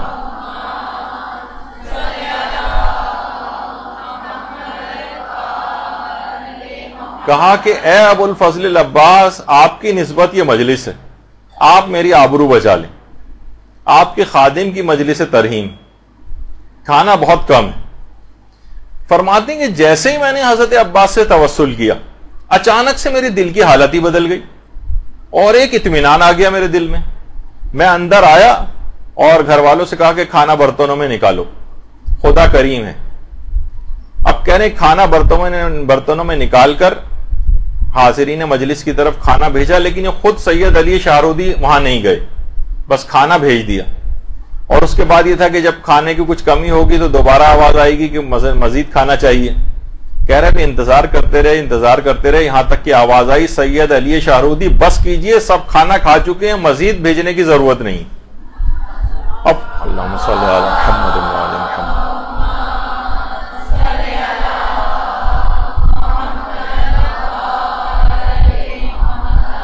سید علی شاہرودی فرماتے کہ میں حیران ہو کر، میرے سب گھر والے بھی حیران، میں بھاگا اندر گیا، دیکھا دسترخوان پہ جو برتن ہیں وہ کھانوں سے بھرے پڑے ہیں، اور وہ پتیلی جس میں 7 آدمیوں کا کھانا تھا اس کے اندر بھی آدھا کھانا ابھی بھی بچا ہوا ہے. اور اتنا کہہ رہے ہیں اتنا کھانا بچ گیا کہ بعد میں لوگ اپنے ساتھ باندھ کے بھی لے کے گئے وہ 24 افراد. اور کتنے افراد تھے جو بطور شفا تبرک کے طور پر اس کھانے کو ساتھ لے کے گئے. آقا سید علی شاہرودی فرماتے ہیں میں قسم کھا کے، حضرت ابو الفضل العباس کی قسم کھا کے کہتا ہوں کہ اتنا کھانا بچ گیا کہ اگلے دن ہم نے پڑوسیوں میں اس کھانے کو تقسیم کیا، اور 3 دن تک خود بھی اس کھانے کو کھایا. اور فرماتے ہیں اس واقعے کی اس کے بعد اس قدر شہرت ہوئی کہ ہر سال اس کے بعد بن بلائے اتنے ہمارے گھر پہ عزادار جو ہے وہ آنے لگے اس مجلس میں شرکت کے لیے کہ اس کے بعد ہم 400 کلو گرام چاول اور گائے کا گوشت ہم پکوا کر اور مجلس اعظم میں تبرک کے طور پر تقسیم کرنے لگے، اور کہنے لگے یہ نجف میں ہوتا تھا. اور اس کے بعد یہی سلسلہ اب ہم نے شاہرود کے اندر بھی یہ سلسلہ شروع ہو گیا ہے. یعنی اگر نیت خالص ہو تو اس مجلس عزا کے تبرک کے سلسلے میں اہل بیت کی طرف سے خود بھی الگ سے مدد آتی. اگر اس کے اندر کوئی مشروعیت نہ ہوتی، خلاف شرع ہوتا یا عمل پسندیدہ نہ ہوتا، تو کبھی اس قسم کے واقعات کریں. اس قدر واقعات اس سلسلے میں، اس قدر مشاہدات ہیں، اس قدر مکاشفات ہیں، کچھ آگے چل کے میں پیش بھی کرنے والا ہوں کہ واقعاً حیرانگی ہوتی ہے کہ کس قدر بابرکت شاعر حسینی. باقاعدہ اس جو واقعہ ابھی آپ نے سنا سید علی شاہرودی کا، یہ چہرہ درخشاں قمر بنی ہاشم ابو الفضل العباس علی ربانی خلخالی کی جو کتاب ہے، اور شاید سننے میں آ رہا ہے کہ شاید اس کا اردو ترجمہ بھی ہو گیا، اس تک کے اندر یہ واقعہ موجود ہے. تو بہرحال کیا ہے کہ نیت خالص ہونی چاہیے. تو ابھی ہم مسائل فقہ میں یہی چیز بیان کر رہے تھے کہ نیت بالکل خالص ہو، کوئی دنیاوی نیت نہ ہو، اور کوشش کیا یقیناً اس بات کو یقینی بنانا چاہیے کہ مال حلال سے تبرک ہونا چاہیے، مال حرام سے تبرک نہیں ہونا چاہیے.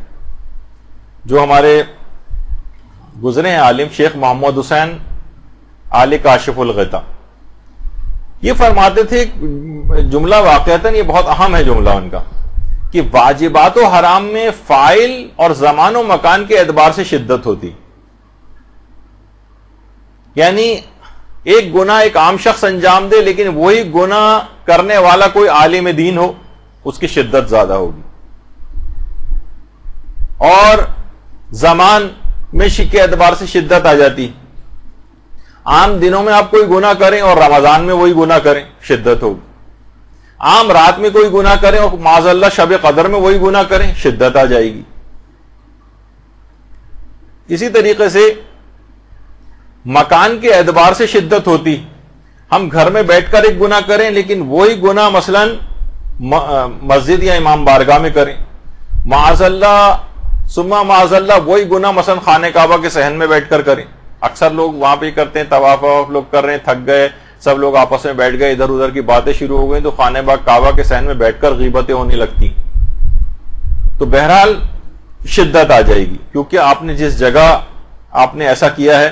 اچھا بہت سے دیکھیں گناہ ایسے ہیں کہ وہ دوران نماز بھی انسان اس گناہ کے اندر مبتلا ہوتا ہے، جس کی ایک مثال علماء دیتے ہیں، مثلا مردوں کا داڑھی مونڈنا. ورنہ عام طور پہ دیکھیں جس وقت انسان نماز پڑھتا ہے اس وقت وہ غیبت نہیں کرتا، جھوٹ نہیں بولتا، کوئی اور حرام کام اس سے نہیں ہوتا. لیکن داڑھی مونڈا ہوا ہونا یہ خود ایک ایسا گناہ ہے جو دوران نماز ہو رہا ہوتا ہے. تو بہت ساری چیزیں دیکھیے ایسی، جیسے ہمارے ہاں مستحب ہے، مثلا نکاح مستحب، اس نکاح کی تقریب کے اندر کتنے حرام کام ہو رہے ہوتے ہیں، شدت آ جائے گی. تو اسی طریقے سے جو مال حرام ہے، مال حرام یہ ایک ایسے اثرات رکھتا ہے کہ واقعتاً انسان، جو امام کہتے تھے نا کہ تم پر میری بات کا اثر اس وجہ سے نہیں ہو رہا ہے کیونکہ تمہارے پیٹ حرام سے بھرے ہوئے، اس کے بعد وہ حجت خدا کے قتل کرنے پر تیار ہو جاتا ہے، اور واقعہ کربلا جیسا خونچ کا واقعہ نمودار ہو جاتا ہے.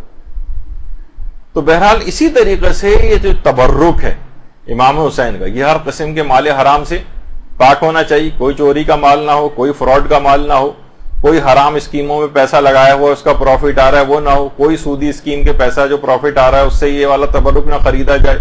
اسی طرح سے اگر کوئی خمس نہ نکلا ہوا مال ہے، اس مال کے اوپر خمس واجب الادا تھا اور اسی سے آپ نے مثلا تبرک خرید کے تقسیم ہو رہا ہے، یہ خود ایک حرام ہو جائے گا، یہ نہیں ہونا چاہیے.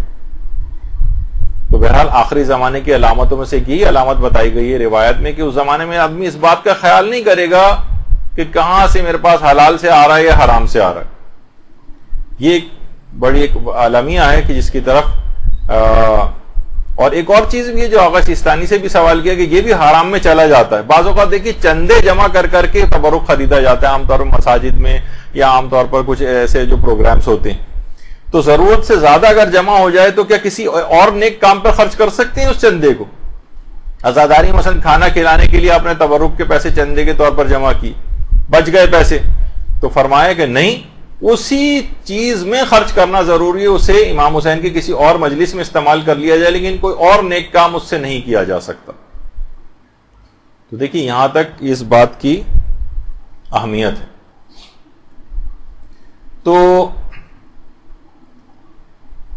چندے کے اندر بھی یہی سلسلہ ہے اسی طرح سے مثلا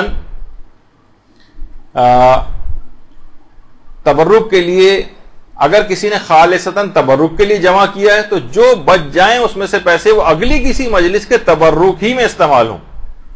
مثلا وہ پیسے اگر آپ نے تبرک کا کہہ کے جمع کیے ہیں تو تبرک میں استعمال ہوں گے. اس سے مثلا یہ نہیں کر سکتے کہ امام بارگاہ مسجد کی بکنگ کرانے کے جو پیسے ہوتے ہیں اس میں دے دیں. جو نیت سے جمع کیے ہیں اسی نیت سے ہی اس میں خرچ ہونے چاہیے. اور یہی جو بھی آیت اللہ شیخ جواد تبریزی جو تھے ان سے یہ سوال پوچھا گیا تھا اگر کوئی چیز سید الشہداء کے لیے وقف کی جائے تو اس کا مصرف کیا ہے؟ تو انہوں نے یہ فرمایا کہ اگر واقف نے اس بات کا تعین نہیں کیا تھا تو اسے عزاداری مجالس یا اطعام عزادارانی کے اندر خرچ کی جائے یا فقیر زائرین کی مدد کی جائے جو بیچارے اتنا مال نہیں رکھتے اور زیارت وغیرہ پہ جا رہے ہوتے ہیں, ان میں خرچ کیا جا سکتا ہے, لیکن اس کے علاوہ کسی اور مقصد کے لیے خرچ نہیں ہو سکتا. تو اچھا بعض سی جگہوں پہ سننے میں آیا کہ بعض اوقات جو اس طرح کے پروگرامز ہوتے ہیں اس میں جو رضاکار وغیرہ پیسے جمع کر لیتے ہیں تو اس کے بعد جب وہ پروگرام ہو جاتا ہے اور پیسے بچ جاتے ہیں تو کیا کرتی ہے انتظامیہ کے جو رضاکاروں میں وہ تقسیم کر دیتی ہے کہ بھائی یہ پیسے بچ گئے, آپ لوگوں نے ماشاءاللہ سے بہت کام کیا, یہ پیسے ہم آپ میں تقسیم کر رہے ہیں. یہ نہیں کر سکتے, حرام ہے, کیونکہ سب لوگوں نے جو چندہ دیا ہے اس کام کے لیے وہ انہوں نے دیا ہے اس مخصوص کام کے لیے, مثلا تبرک کے لیے یا مجلس اعضاء کے لیے, لوگوں میں تقسیم کرنے کے لیے نہیں دیا. تو جو لوگ اس طرح سے کرتے ہیں تو ان کے لیے پھر یہی ہے کہ اگر جب کسی سے چندہ مانگیں تو زیادہ بہتر یہی کہ پہلے سے ان سے اجازت لے لیں کہ بھائی جو پیسہ بچے گا ہم اس کو کسی بھی اچھے مصرف میں ہم پر آپ چھوڑ دیں, ہم کہاں خرچ کریں گے تو ہم وہاں پر اس کو خرچ کر دیں گے. دیکھیے یہ جب بھی کہا جاتا ہے کہ حلال اور پاکیزہ چیز, وَكُلُوا مِمَّا رَزَقَكُمُ اللَّهُ حَلَالًا طَيِّبًا, جو سورہ مائدہ کی آیت ہے اس کے اندر یہی کہ آپ کو حلال اور طیب کے اندر سے کھانا ہے. تو اس طرح کی جو چیزیں ہیں کہ جس کے اندر حرام مکس ہو جاتا ہے تو دیکھیے حرام مال سے اگر کوئی تبرک ہوگا تو اس کی روحانیت اور معنویت بالکل ختم ہو جائے گی, بلکہ اس سے آثار وضع ہوں گے. یعنی بعض اوقات دیکھیے گناہ نہیں ملتا ہے لیکن آثار وضع ہو سکتے ہیں, یعنی اس کے جو اثرات ہوتے ہیں. جیسے اگر آپ کو پتہ نہ چلے کہ جناب اس کھانے کے اندر مثلا کوئی نجاست ہے یا زہر ملا ہوا ہے تو اگرچہ گناہ گار نہیں ہوں گے کیونکہ ہمیں پتہ نہیں تھا, لیکن ممکن ہے کہ اس کے معنوی اثرات ہوں اس کے. اچھا بعض اوقات یہ ہوتا ہے, دیکھیے اس میں یہ بھی فقہی مسئلہ بتا دیا جائے کہ مثلا ہم کسی کے گھر یا مجلس اعضاء کے اندر گئے اور ہمیں معلوم ہے کہ جو مجلس اعضاء برپا کر رہا ہے اس کی اکثر آمدنی جو ہے نا حرام پر مشتمل ہوتی, یہ مثلا رشوتیں لیتا ہے یا اس کا فلاں حرام چیز کا بزنس ہے. تو لوگ یہ کہتے ہیں پھر ہماری ذمہ داری کیا ہے جو تبرک تقسیم ہو رہا ہے کھانے کے اعتبار سے.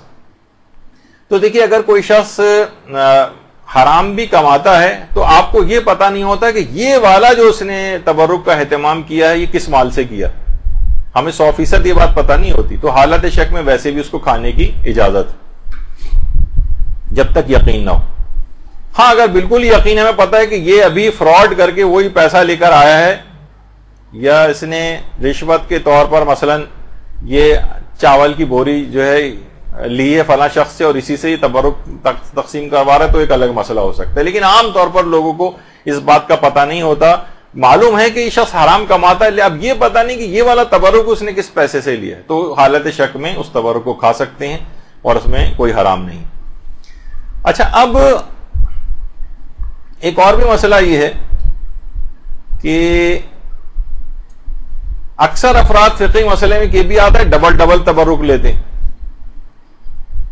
ہاں اگر اس سے اجازت آپ لے لیں اور دوبارہ ریکویسٹ کر کے لے لیں اس میں تو کوئی حرج نہیں, ورنہ ڈبل تبرک لینا, دوبارہ لائن میں آ کر لگ جانا, تو اگر بانی مجلس کی اجازت سے اگر آپ لے رہے ہیں ڈبل تبرک تو اس کے اندر تو یقیناً کوئی حرج نہیں ہے, لیکن اس کو بتائے بغیر عام طور پر لے رہے ہیں اور عام طور پر اس کو ایک ذرا جو بانی مجلس ہوتا ہے تھوڑا سا وہ پریشان بھی ہوتا ہے کہیں تبرک کم نہ پڑ جائے, اور اس کو عموماً یہ چیز پسند نہیں آتی کہ لوگ ڈبل آ کر تبرک لیں.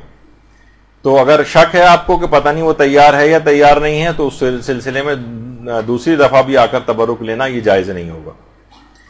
تو اچھا یہی والا مسئلہ تقریباً پیش آتا ہے مساجد کے اندر بھی, اگرچہ وہ میں ویسے ابھی ڈبل کی بات آ گئی تو لوگ ڈبل سجدگاہیں رکھ لیتے ہیں. مساجد میں اکثر جہاں رش زیادہ ہوتا ہے وہاں پر اکثر کم پڑ جاتی ہیں سجدگاہیں, تو لوگ کبھی پتے لے رہے ہوتے ہیں, کبھی کاغذ پہ سجدہ کر رہے ہوتے ہیں, کبھی لکڑی کے اوپر کر رہے ہوتے ہیں. تو مساجد میں اگر ڈبل سجدگاہ جو ہے کوئی شخص لے کے رکھے گا، ناک کے نیچے بھی اس نے سجدگاہ کہا کہ مستحب ہے تو میں دو دو رکھوں گا، ایک ناک کے نیچے ایک پیشانی کے نیچے، تو بعض اوقات یہ بھی حرام تک پہنچ سکتا ہے اور نماز بھی میں بھی اشکال آ سکتا ہے. تو بہرحال اس بات کی ذرا اہتمام ہونا چاہیے کہ آپ تحقیق کر لیں اس سلسلے میں. اچھا، اسی طرح سے ایک سوال یہ ہوتا ہے کہ کیا غیر شیعہ افراد کو تبرک دیا جا سکتا ہے؟ غیر شیعہ افراد کو؟ تو اس کا جواب ہے کہ جی ہاں، غیر شیعہ افراد کو بھی تبرک دینے کی بالکل اجازت ہے. کہ دوسرا لوگ اکثر پوچھتے ہیں اور بیرون ممالک جو غیر مسلم ممالک ہیں کہ کیا کافروں کو بھی ہم تبرک دے سکتے ہیں؟ تو علماء فرماتے ہیں کہ جی ہاں، کافروں کو بھی تبرک دیا جا سکتا ہے، خاص طور پہ عاشورے وغیرہ کا جو کھانا ہے کافروں کو مثلا بھجوانا. فرماتے ہیں لیکن دو شرائط ہیں. ایک تو یہ کہ نجس نہیں ہونا چاہیے. مثلا آپ نے کہا کہ کیونکہ یہ تو کافر ہیں تو چلو ان کو تو کوئی ہم نجس چیز بھی جو ہے وہ دے سکتے ہیں، مثلا غیر شرعی طریقے کا جو ذبیحہ ہے اس کا پکوا کر ان کو دے دیا. نہیں، یہ نہیں کر سکتے. نجس نہیں ہونا چاہیے وہ، اور دوسرا ہے کہ مال حلال سے ہونا چاہیے.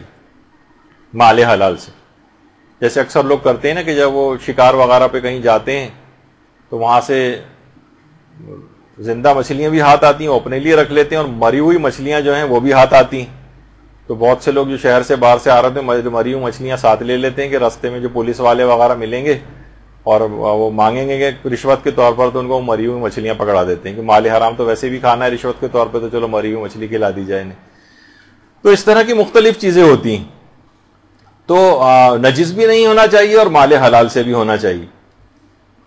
اچھا، ایک اور بھی ایک مسئلہ اس کے اندر یہ ہے کہ اگر کسی نے نظر کی ہے باقاعدہ کسی معین دن پر یا معین جگہ کی، تو پھر وہاں اس کے مطابق ہی عمل کرنا ضروری ہے. مثلا کوئی کہے کہ میں عاشور کے روز نظر کرتا ہوں، منت مانتا ہوں کہ عاشور کے روز مثلا میں کھانا کھلاؤں گا، تو پھر وہ جو کھانا کھلانے کا کسی اور دن نہیں چلے گا، اسے عاشور کے روز ہی کھلانا ہوگا کیونکہ معین دن کی نظر مانی ہے اس نے. یہ اکثر لوگ جو زیارات پہ جاتے ہیں اور سید محمد کے جو روزے کے اوپر جاتے ہیں، تو اگر انہوں نے نظر کی کہ میں سید محمد کے روزے پر جب بکرا ذبح کرواؤں گا تو اس نظر کو وہیں پورا کرنا ضروری ہوگا. چاہے آپ وہاں سے آ جائیں، جب آپ کا کام ہو جائے تو وہ پیسے وہاں بھجوا دیں جو وہاں پر ہی جانور ذبح ہو. لیکن اگر آپ نے عموم رکھا ہے، اس کے اندر کہا کہ جانور کہیں پہ بھی میں ذبح کروا دوں گی، لیکن یہ کہ میں ان کے نام پر، تو اپنے وطن میں بھی کر سکتے ہیں اور کسی بھی جگہ کر سکتے ہیں. تو اگر نظر ہے تو اگر کوئی معین کی ہے آپ نے جگہ یا دن، تو اس کے مطابق عمل کرنا ضروری ہوتا ہے پھر کہ تبرک پھر اسی طور پر ہی ہو جو آپ نے نظر مانی ہے اس کے مطابق ہونا چاہیے. اچھا، اب اس کے بعد ایک مسئلہ اس کے اندر یہ آتا ہے. ہاں، ایک سوال یہ بہت آتا ہے، یہ بیچ میں ایسے ہی آ گیا، اگر ہمارے اس سے متعلق نہیں تھا. یہ اتنا زیادہ یہ سوال پوچھا گیا تھا کہ میں نے سوچا کہ اسی میں سوال بھی ڈال دیجیے. کیا قربانی کے گوشت پر نیاز دی جا سکتی ہے؟ تو جی ہاں، دی جا سکتی. اتنے ہزار لوگوں نے سوال پوچھا کہ جو ہے اس کو سوچا کہ اس کو الگ سے بھی بیان کر دیا جائے. قربانی کے گوشت پر بھی نیاز ہو سکتی ہے.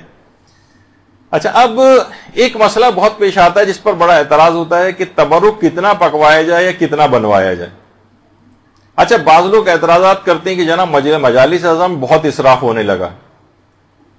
تو کیا یہ جو زیادہ پکوانا ہے یہ اسراف میں شمار ہوتا ہے یا تبرک کا زیادہ اہتمام کرنا اسراف میں ہے؟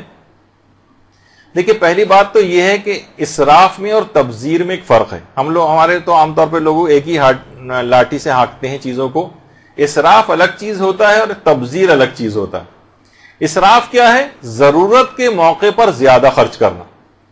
مثلا شادی ہے، اب تو شادی بھی ہمیں مثلا ایک بہت ہی متوسط طبقے میں اگر ہو رہی ہے، بلکہ اب تو میں کبھی بھی اس قسم کے الفاظ کرتا ہوں تو لوگ بعد میں ہنستے ہیں کہ بھئی آپ نے اتنے کم اخراجات بتائے. مثلا 5 لاکھ میں اگر شادی ہو رہی اور مثلا وہ 20 لاکھ اس کے اوپر خرچ کر رہا ہے، ضرورت کا موقع ہے لیکن اس نے ضرورت سے بہت زیادہ خرچ کر دیا، اپنی حیثیت سے بڑھ کر، یہ اسراف میں چلا جائے گا.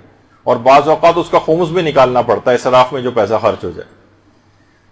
اچھا، یہ تو ہے اسراف. اور تبذیر کس کو کہتے ہیں؟ تبذیر بلا ضرورت خرچ کرنا. وہ تو اسراف میں ضرورت تھی پھر زیادہ خرچ کیا تھا اپنی حیثیت سے بڑھ کر. تبذیر میں تو بلا ضرورت خرچ کرنا. مثلاً آپ 10 کا نوٹ ہے، آپ نے پھاڑ کے پھینک دیا، یہ تبذیر ہے. آپ نے مثلاً آگ لگا دی نوٹ کو، یہ تبذیر ہے. تو اسراف میں اس شخص کو دیکھا جاتا ہے کہ جو کہ اس کی حیثیت کیا ہے، اور تبذیر کے اندر حیثیت نہیں دیکھی جاتی. مثلا کہا جاتا ہے کہ دیکھیے اگر ضرورت ہے نا تو آپ 1000 واٹ کا بھی بلب جلائیے. مثلا اس وقت آپ اتنی بڑی تعداد میں خواتین یہاں بیٹھی ہوئی ہیں، کتنے اے سی چل رہے ہیں، پنکھے چل رہے ہیں، لائٹیں جل رہی ہیں، یہ ضرورت کا موقع ہے اس وقت. لیکن اگر کوئی بھی نہ ہو اور یہ سب لائٹیں، پنکھے اور اے سی چل رہے ہوں، یہ ناحق ہو جائے گا. یعنی اس کے اندر حق اور ناحق موقع جو ہے وہ دیکھا جاتا ہے. یعنی جب واقعی ضرورت ہو تو 1000 واٹ کا بھی بلب جلائیے، اور ضرورت نہیں ہے، دن نکلا ہوا ہے تو 0 پاور کا بھی کیوں جلائیں، ناحق موقع ہے. تو اسی طریقے سے مثلا اگر کوئی شخص بہت زیادہ امیر بھی ہے، مثلا کوئی کروڑ پتی، ارب پتی، اس کے لیے بھی 10 کا نوٹ پھاڑنا جائز نہیں. وہ کہے گا میں تو اتنا ارب پتی لی، کیا حیثیت ہے 10 کے نوٹ کی، میں پھاڑ رہا ہوں یا جلا رہا ہوں. نہیں، یہ تبذیر. تو ضرورت کے موقع پر اگر زیادہ خرچ کر دیا جائے، ضرورت کے موقع پر، مثلا علماء فرماتے ہیں کہ جیسے ایام عزائے تبرک اگر زیادہ بنوا لیا جائے اور خواہ اس میں بچ بھی جائے تو ظاہر ہے کہ پھینکنے کی تو اجازت نہیں ہے، لیکن ایسا اہتمام کیا جائے کہ غریبوں میں تقسیم کر دیا جائے، رشتہ داروں میں تقسیم کر دیا جائے، جو ایسا کہ عموماً ہمارے یہاں ہوتا بھی ہے، غربا میں تقسیم کر دیا جائے. پہلے سے ایسی جگہیں لوکیٹ کر کے رکھ لی جائیں کہ اگر تبرک بچ گیا، تھیلیوں کا انتظام یہ وہ کہ ہم اس کو ضائع نہیں ہونے دیں گے اور لوگوں میں تقسیم کر دیں گے. اور عموماً ایسا ہوتا ہے، کیونکہ دیکھیے نیکی کے کام میں وہ جو ہے نا، روایات میں بھی بات آئی کہ لا خیر فی الاسراف ولا اسراف فی الخیر. خیر کے کاموں میں کوئی اسراف نہیں اور اسراف کے کام میں کوئی خیر نہیں. تو اس میں بھی یہی ہے. اور باقاعدہ جو ہمارے چھٹے امام، امام جعفر صادق علیہ الصلوۃ والسلام،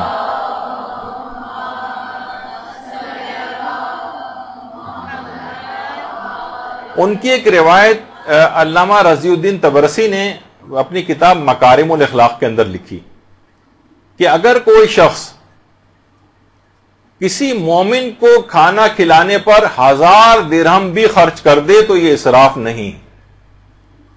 دیکھیے ایک چیز لوگ عام طور پر یہ کلچر کے اعتبار سے بھی بہت فرق ہو جاتا ہے. دیکھیے مہمان کا احترام، وہ جو ایک صاحب تھے انہوں نے کہا کہ جناب ایک مہمان ان کے گھر آئے، انہوں نے دال روٹی رکھ دی. کہا کہ دیکھیے وہی ہے نا کہ جو اپنے لیے پسند کرو وہی مسلمان بھائی کے لیے پسند کرو. تو ہمارے گھر دال روٹی تھی تو آپ کے لیے بھی یہ انتظام ہے. تو انہوں نے یہی کہا کہ جھوٹوں پر تو خدا کی لعنت ہے ہی، لیکن اتنے سچوں پر بھی اللہ کی لعنت ہو. تو بہرحال یعنی مہمان کو جب آپ کبھی گھر پہ بلاتے ہیں تو اس کے لیے اہتمام کریں، چاہے اس کے بعد کھانا بچ جائے، ٹھیک ہے، اس کو ضائع کر کے پھینکے نہیں کوڑے میں، اس کا کوئی انتظام ہو، اپنے پاس فریز کر کے رکھ لیں، کسی ملازم کو دے دیں، کسی جگہ بھیجوا دیں، کہیں تقسیم کروا دیں. لیکن مہمان کے لیے اچھا سے کھانے کا انتظام کرنا، زیادہ مقدار میں کھانے کا انتظام کرنا، اس میں اسراف نہیں. امام فرماتے ہیں کسی ایک مومن کو کھانا کھلانے میں بھی اگر 1000 درہم خرچ ہو جائیں، اس زمانے کے 1000 درہم، ابھی بھی 1000 درہم کے معنی ہے کہ 1000 درہم جو ہیں وہ کتنی بڑی جو ہے، وہ اگر آپ موجودہ زمانے کے اعتبار سے دیکھیں تو اس کی مقدار ہو جاتی. تو بہرحال اس میں اسراف نہیں. اچھا بہت سے لوگ دیکھیں عرب جو معاشرے ہیں اس میں اکثر آپ دیکھتی ہیں کچھ تو واقعتاً اسراف وغیرہ بہت ہوتا ہے. یہ بھی اگر مثلا پھینکا نہ جائے اور غریبوں میں تقسیم کر دیا جائے دعوت کے بعد تو اسے بھی اسراف نہیں کہیں گے. اور باقاعدہ وہاں ہمارے جو نجف سے ہمارے جو پاکستانی طالب علم اور علماء وہاں پر آتے ہیں تو جب ہم ان سے وہاں کے علماء کے حالات پوچھتے ہیں تو کہتے ہیں آپ علماء کے گھر اگر دعوت پہ جائیں تو خود چاہے وہ بہت کم کھاتے ہیں لیکن مہمان کا اکرام اتنا زیادہ ہے کہ اگر بہت بڑا سا بھی دسترخوان ہے تو اس کے اندر اس دسترخوان پہ 1 انچ بھی جگہ نہیں ہوتی جہاں جو انہوں پر نہ کر دیں کھانے کی کسی چیز سے. یعنی مہمان کا ایک اکرام ہے. ٹھیک ہے، ضائع نہیں کیا جائے، یہ تو بات بالکل برحق ہے، ضائع کرنا حرام ہے، وہ اس میں شمار ہو جائے گا، وہ تو تبذیر میں چلا جائے گا کہ آپ اس طرح سے کھانا پھینک کر ضائع کر رہے ہیں. لیکن اس کے اندر کوئی اسراف نہیں. حضرت ابراہیم کے متعلق یہ بات ملتی ہے کہ مہمان کے لیے کثیر مقدار میں کھانا پکواتے تھے اور بچ جائے، اگر اب ہمارے ساتھ بھی ہے کہ اگر بچ جائے تو ان کی بھی سیرت یہ تھی کہ خود استعمال کرتے تھے یا دیگر افراد کو دے دیتے تھے. بہرحال اس کو پھینکنا کسی جگہ جائز نہیں. جب بھی جو قرآن کی آیت بھی ہے کہ کلو وشربو ولا تسرفو، کھاؤ پیو لیکن اسراف نہ کرو، یعنی پھینکو ایکو نہیں، ضائع نہیں کرو. اور بلکہ روایت میں آیات میں یہ بات بھی آئی ہے کہ نہ تو اتنا کم کرو کہ بالکل ہی اپنے ہاتھوں کو گردن سے باندھ لو، نہ اتنے زیادہ اس کو کر دو کہ بالکل یہ معاملہ آپ کے ہاتھ سے نکل جائے. اتنا زیادہ آپ نے اسراف کر دیا اور کہ اس کے اندر حرام وغیرہ تک بات پہنچ جاتی. تو اکثر ایسا بھی ہوتا ہے کہ دیکھیے فقہی مسائل کے اندر بھی آتا ہے کہ اکثر لوگ جو ہے مجالس مساجد کے اندر افطاریوں اور سحریوں کا انتظام کرتے ہیں اور اس میں سے بہت تعداد بچ جاتی ہے. تو مجالس اور امام بارگاہوں کے اندر جو اس طرح سے ہو جائے اور چیزیں بچ جائیں، دیکھیے تبرک اگر بچ جائے تو کیا کرنا چاہیے؟ تبرک اگر بچ جائے تو دیکھیے اگر وہ تبرک کسی کی شخصی ملکیت تھا تو جو صاحب غذا ہے اس سے آپ اجازت کے بغیر کسی کو نہ دیا جائے. مثلا کسی سے اگر آپ نے شخصی طور پر ڈونیشن لیا تھا اور وہ بچ گیا تبرک، تو آپ کو چاہیے کہ اس سے شخصی طور پر اجازت لیں، حتیٰ کہ آپ ادھر ادھر لوگوں میں تقسیم بھی اس کی اجازت کے بغیر نہیں کر سکتے، کیونکہ ممکن ہے کہ وہ چاہتا ہو کہ بھائی یہاں پر کھانا کھلا دیں، جو بچ جائے ٹھیک ہے میں گھر لے جاؤں گا، اپنے گھر والوں کو دوں گا، اپنے پڑوسیوں کو دے دوں گا، اپنے رشتہ داروں کو دے دوں گا، اور آپ کو اس کی نیت پتہ نہیں. تو یہ تبرک اس کی اجازت کے بغیر کسی اور کو نہیں دیا جا سکتا، جو غریبوں کو بھی نہیں دیا جا سکتا. ہاں اس کو اگر نیت کا پتہ چل جائے تو ایک الگ بات ہے. اچھا دوسری اس کی اجازت ہو تو ایک الگ بات ہے. دوسرا یہ کہ اگر تبرک کسی معین نظر شرعی کا ہے اور وہ بچ گیا، مثلا اس نے یہ کہا کہ جناب مجلس عزا ہی کے اندر اس کو تقسیم کیا جائے، تو اب کسی اور پروگرام کے اندر کوئی اور مسجد کا کوئی مجلس کا کوئی پروگرام ہو رہا، کوئی اور اس سے ہٹ کر کوئی پروگرام ہو رہا مجلس سے، تو اس میں تقسیم نہیں ہو سکتا کیونکہ معین نظر شرعی کا. اچھا کئی افراد کے چندہ دینے والے بہت سارے افراد ہیں تو سب کی اجازت ہونی چاہیے، یا تو ان کی اجازت سے کسی دوسری جگہ پر خرچ کریں. مثلا اگر ہم نے خود ہی چندہ دیا ہے اور تو ہم کہیں پہ بھی اس کو تقسیم کروا سکتے ہیں، اور جتنے لوگوں نے چندہ دیا ہے ان سب کی اجازت ہونی چاہیے. اچھا بعض اوقات یہ ہوتا ہے کہ چندہ دینے والے افراد معلوم نہیں ہوتے، بہت سے لوگوں سے چندہ لیا اور اس کے بعد ہمیں پتہ ہی نہیں، تو پھر اس مال کو یہ جو بچ گیا ہے اس وقت تبرک کے پیسے بچ گئے یا تبرک بچ گیا تو یہ مال مجہول المالک سمجھا جائے گا، اور حاکم شرع مجتہد کے وکیل سے اجازت لے کر پھر اس کو تقسیم کروا سکتے ہیں، اس کا جو بھی مصرف ہوگا. سب سے بہتر تو یہ کہ جس وقت بھی چندے وغیرہ کام، کیونکہ یہ بہت اس کے سوالات بھی آتے ہیں، ہم نے دیکھا ہے علماء سے بھی پوچھے جاتے ہیں، مدرسے کے بھی اس پہ سوالات بہت آتے ہیں کہ اس طرح سے جو پیسہ بچ جاتا ہے اسے کیا کیا جائے. تو چندہ دینے والے افراد اگر نامعلوم ہیں تو حاکم شرع سے رابطہ کر کے ان سے اس پیسے کا مصرف معلوم کر لیا جائے. اچھا اب بہتر تو یہی کہ جس وقت چندہ لے رہے ہیں ان سے اسی وقت اجازت لے لی جائے کہ بھائی آپ دے رہے ہیں، جو بچ جائے گا ہم فلاں فلاں چیز میں استعمال کر لیں گے، تو پھر کام ٹھیک ہو جائے گا. اچھا پھر ایک سوال، آیت اللہ شبیری زنجانی ہمارے جو ایک مرجع ہیں اس وقت ماشاءاللہ حیات ہیں، ان سے بھی یہ سوال پوچھا گیا کہ تبرک وغیرہ کے سلسلے میں جو پیسے ہیں بعض اوقات وہ بچ جاتے ہیں، تو کیا ہم یہ کر سکتے ہیں کہ مسجد یا امام بارگاہ کا مائک خرید لیں؟ اس سے مائک وہ بھی تو ضرورت ہوتی ہے نا مجلس کے لیے، تو انہوں نے منع کر دیا نہیں، تبرک کے لیے اگر آپ نے لیا ہے تو اسی مصرف میں اس کو استعمال ہوگا، اس سے کسی اور مصرف میں اس کا استعمال نہیں ہو سکتا. پھر ایک سوال یہ ہوتا ہے کہ مساجد میں کیا کھانا کھلانا جائز ہے؟ مثلا بہت سے امام بارگاہیں چھوٹی ہیں، مسجد کے ہال بھی استعمال ہونے لگتے ہیں، اس کے بعد کھانا لگ رہا ہے، مسجد کے اندر بھی کھانا لگنا شروع ہو گیا اور دسترخوان بچھنے لگے. تو علماء فرماتے ہیں کہ 3 شرطیں پوری ہونی چاہیے. نمبر 1 تو یہ کہ متولی شرعی کی اجازت ہونی چاہیے، اس کی اجازت کے بغیر نہ کریں یہ کام. جو بھی متولی شرعی ہے مسجد کا، جس کے ہاتھ میں مسجد کا اختیار ہے مجتہد کی طرف سے. اور دوسرا یہ ہے کہ مسجد کو گندا اور خراب نہ کیا جائے. عام طور پہ ہم دیکھتے ہیں کہ مساجد کے اندر افطار وغیرہ کا انتظام ہو تو ہر قدم پہ ایک گٹھلی پاؤں کے اندر چپکی ہوئی ہوتی، یعنی کسی پلیٹ کے کارنر میں کماں نہیں رکھتے بلکہ ایسی کھایا اور وہیں پر پھینک دیا. مسجد کو اس طرح سے گندا کرنا یہ بھی جائز نہیں ہے. اور نمازیوں کے لیے کوئی مزاحمت ایجاد نہیں ہونی چاہیے. مثلا وہ بیچارہ نماز پڑھنے کے لیے آ رہا ہے, ہر طرف دسترخوان بچھے ہوئے, لوگ کھانا کھا رہے ہیں, نماز پڑھنے کی اسے کوئی جگہ نہیں مل رہی.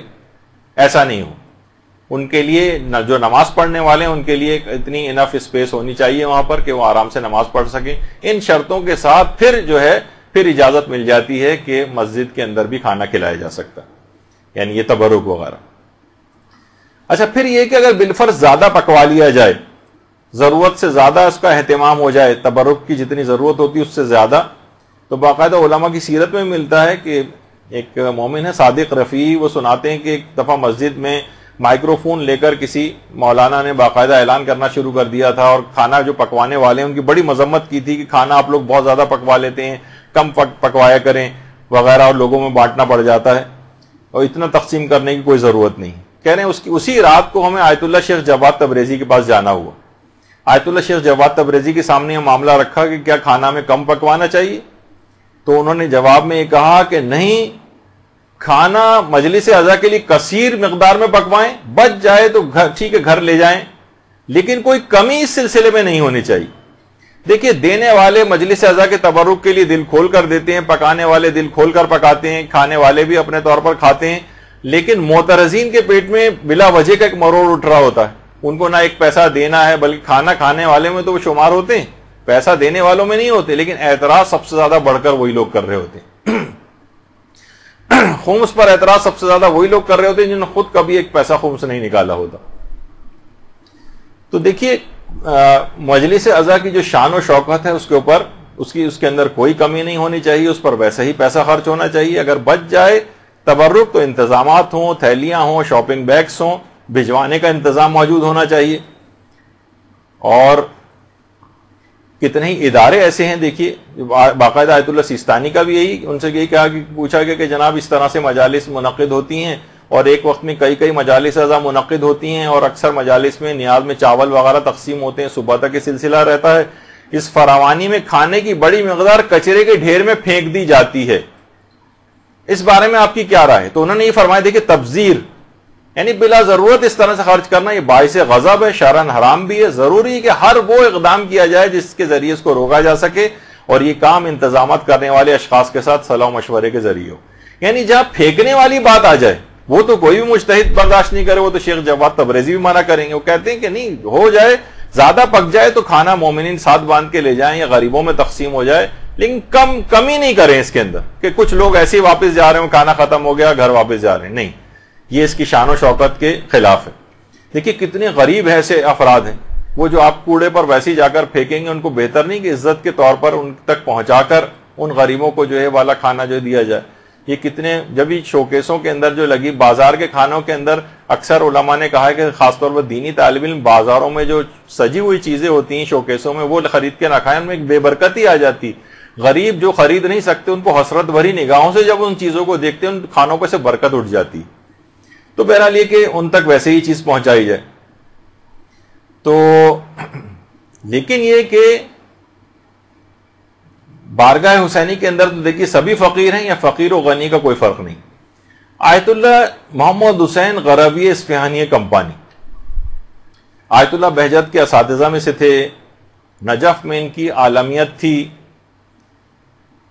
لوگ یہ دیکھتے تھے تبرک کی جو چائے ہے یہ خود نکال کر لوگوں کو دے رہے ہیں. مرجع تقلید جیسے آیت اللہ سیستانی خود چائے اگر تقسیم کرتے آپ کو نظر آئیں تو کیسا لگے گا؟ یعنی لوگ بڑے حیران ہو جاتے تھے. اچھا, یہ خود کیا کرتے تھے؟ چائے تقسیم کرتے تھے خود, جبکہ مرجع تھے آیت اللہ کمپانی. جن کے متعلق علماء کہتے ہیں کمپانی اسی وجہ سے کہ ان کے والد کی کمپنیاں تھیں, بہت ہی امیر کبیر آدمی تھے. لیکن اس کے بعد یہ نہیں کہ زیادہ مال و دولت ہو جائے تو علم دین سے اتنی زیادہ انسان بے رغبت ہوتا چلا جاتا ہے, اس کی اولادوں میں بھی نہیں نظر آتا. یہ اتنا علم انہوں نے حاصل کیا, کتنے مالدار ترین باپ کے بیٹے ہونے کے باوجود کہ عالمیت کے اس پہ مرجع تقلید بنے. اور اس کا انکساری کا یہ عالم تھا کہ باقاعدہ لوگوں کو خود سے چائے نکال کر دیتے تھے, اور عزاداروں کے جوتے سیدھے کیا کرتے تھے. لوگ کہتے تھے ارے آقا یہ کیا کر رہے ہیں؟ یعنی اتنے عظیم عالم, سوچیں کہ آیت اللہ میلانی جیسے مرجع تقلید وہ بھی ان کا شاگرد تھا, کہ آقا یہ کام ہمیں کرنے دیں. وہ کہتے تھے ارے تم یہ کیا بات کرو گے، میں کام تمہیں کرنے دوں اور خود نہ کروں، یہ مجلس شہزادی فاطمہ الزہرا سلام اللہ علیہ ہے. اللہم صلی علی محمد.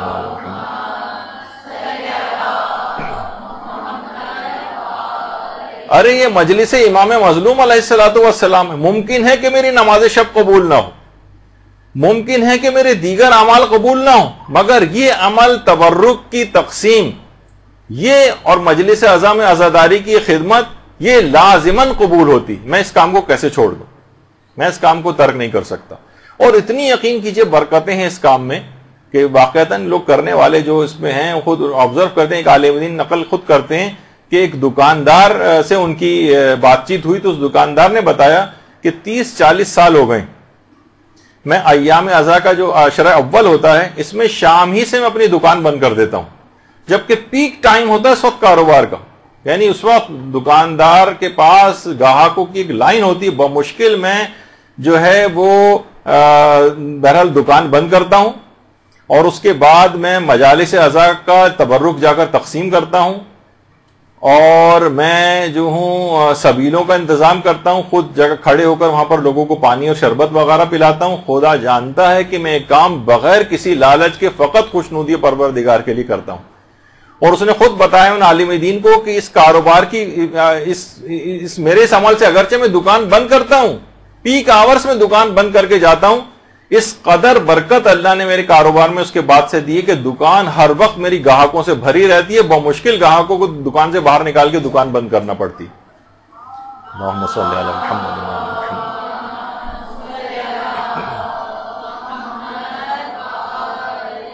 تو بہرحال مکمل اخلاص کے ساتھ یہ ہونا چاہیے.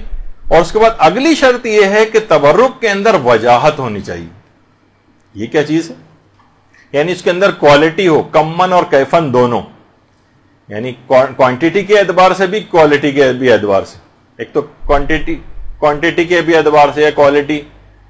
جیسے میں نے ایک دفعہ سنایا تھا کبھی کسی کلاس میں واقعہ کہ انڈیا کے کسی علاقے کے اندر یعنی باقاعدہ اگر 15 منٹ کی مجلس ہے تو وہ نمک پارے کی ہوتی، اور اگر 25 منٹ کی ہے مثلا تو اس میں بند وغیرہ تقسیم ہوتے ہیں، اور اگر آدھے گھنٹے کی ہے تو اس کے اندر جو ہے باقر خوانی یا کوئی اور اس طرح کی چیز تقسیم ہوتی، اور اس کے بعد اگر 1 گھنٹے کی ہے، پونے گھنٹے کی ہے تو اس کے اندر بریانی تقسیم ہوتی.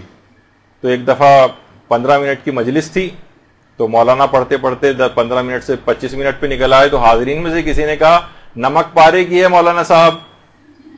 تو لوگ جو ہیں اس قسم کی چیزیں جو ہیں وہ انہوں نے منسوب کر دی ہیں. اس سے کیا ہے یعنی کمن اور کیفن کیفیت کے اعتبار سے بھی اس کے اندر ایک وجاہت ہونی چاہیے اور کوانٹٹی کے اعتبار سے بھی اس کے اندر وجاہت ہونی چاہیے، کیونکہ امام حسین وجی ہیں.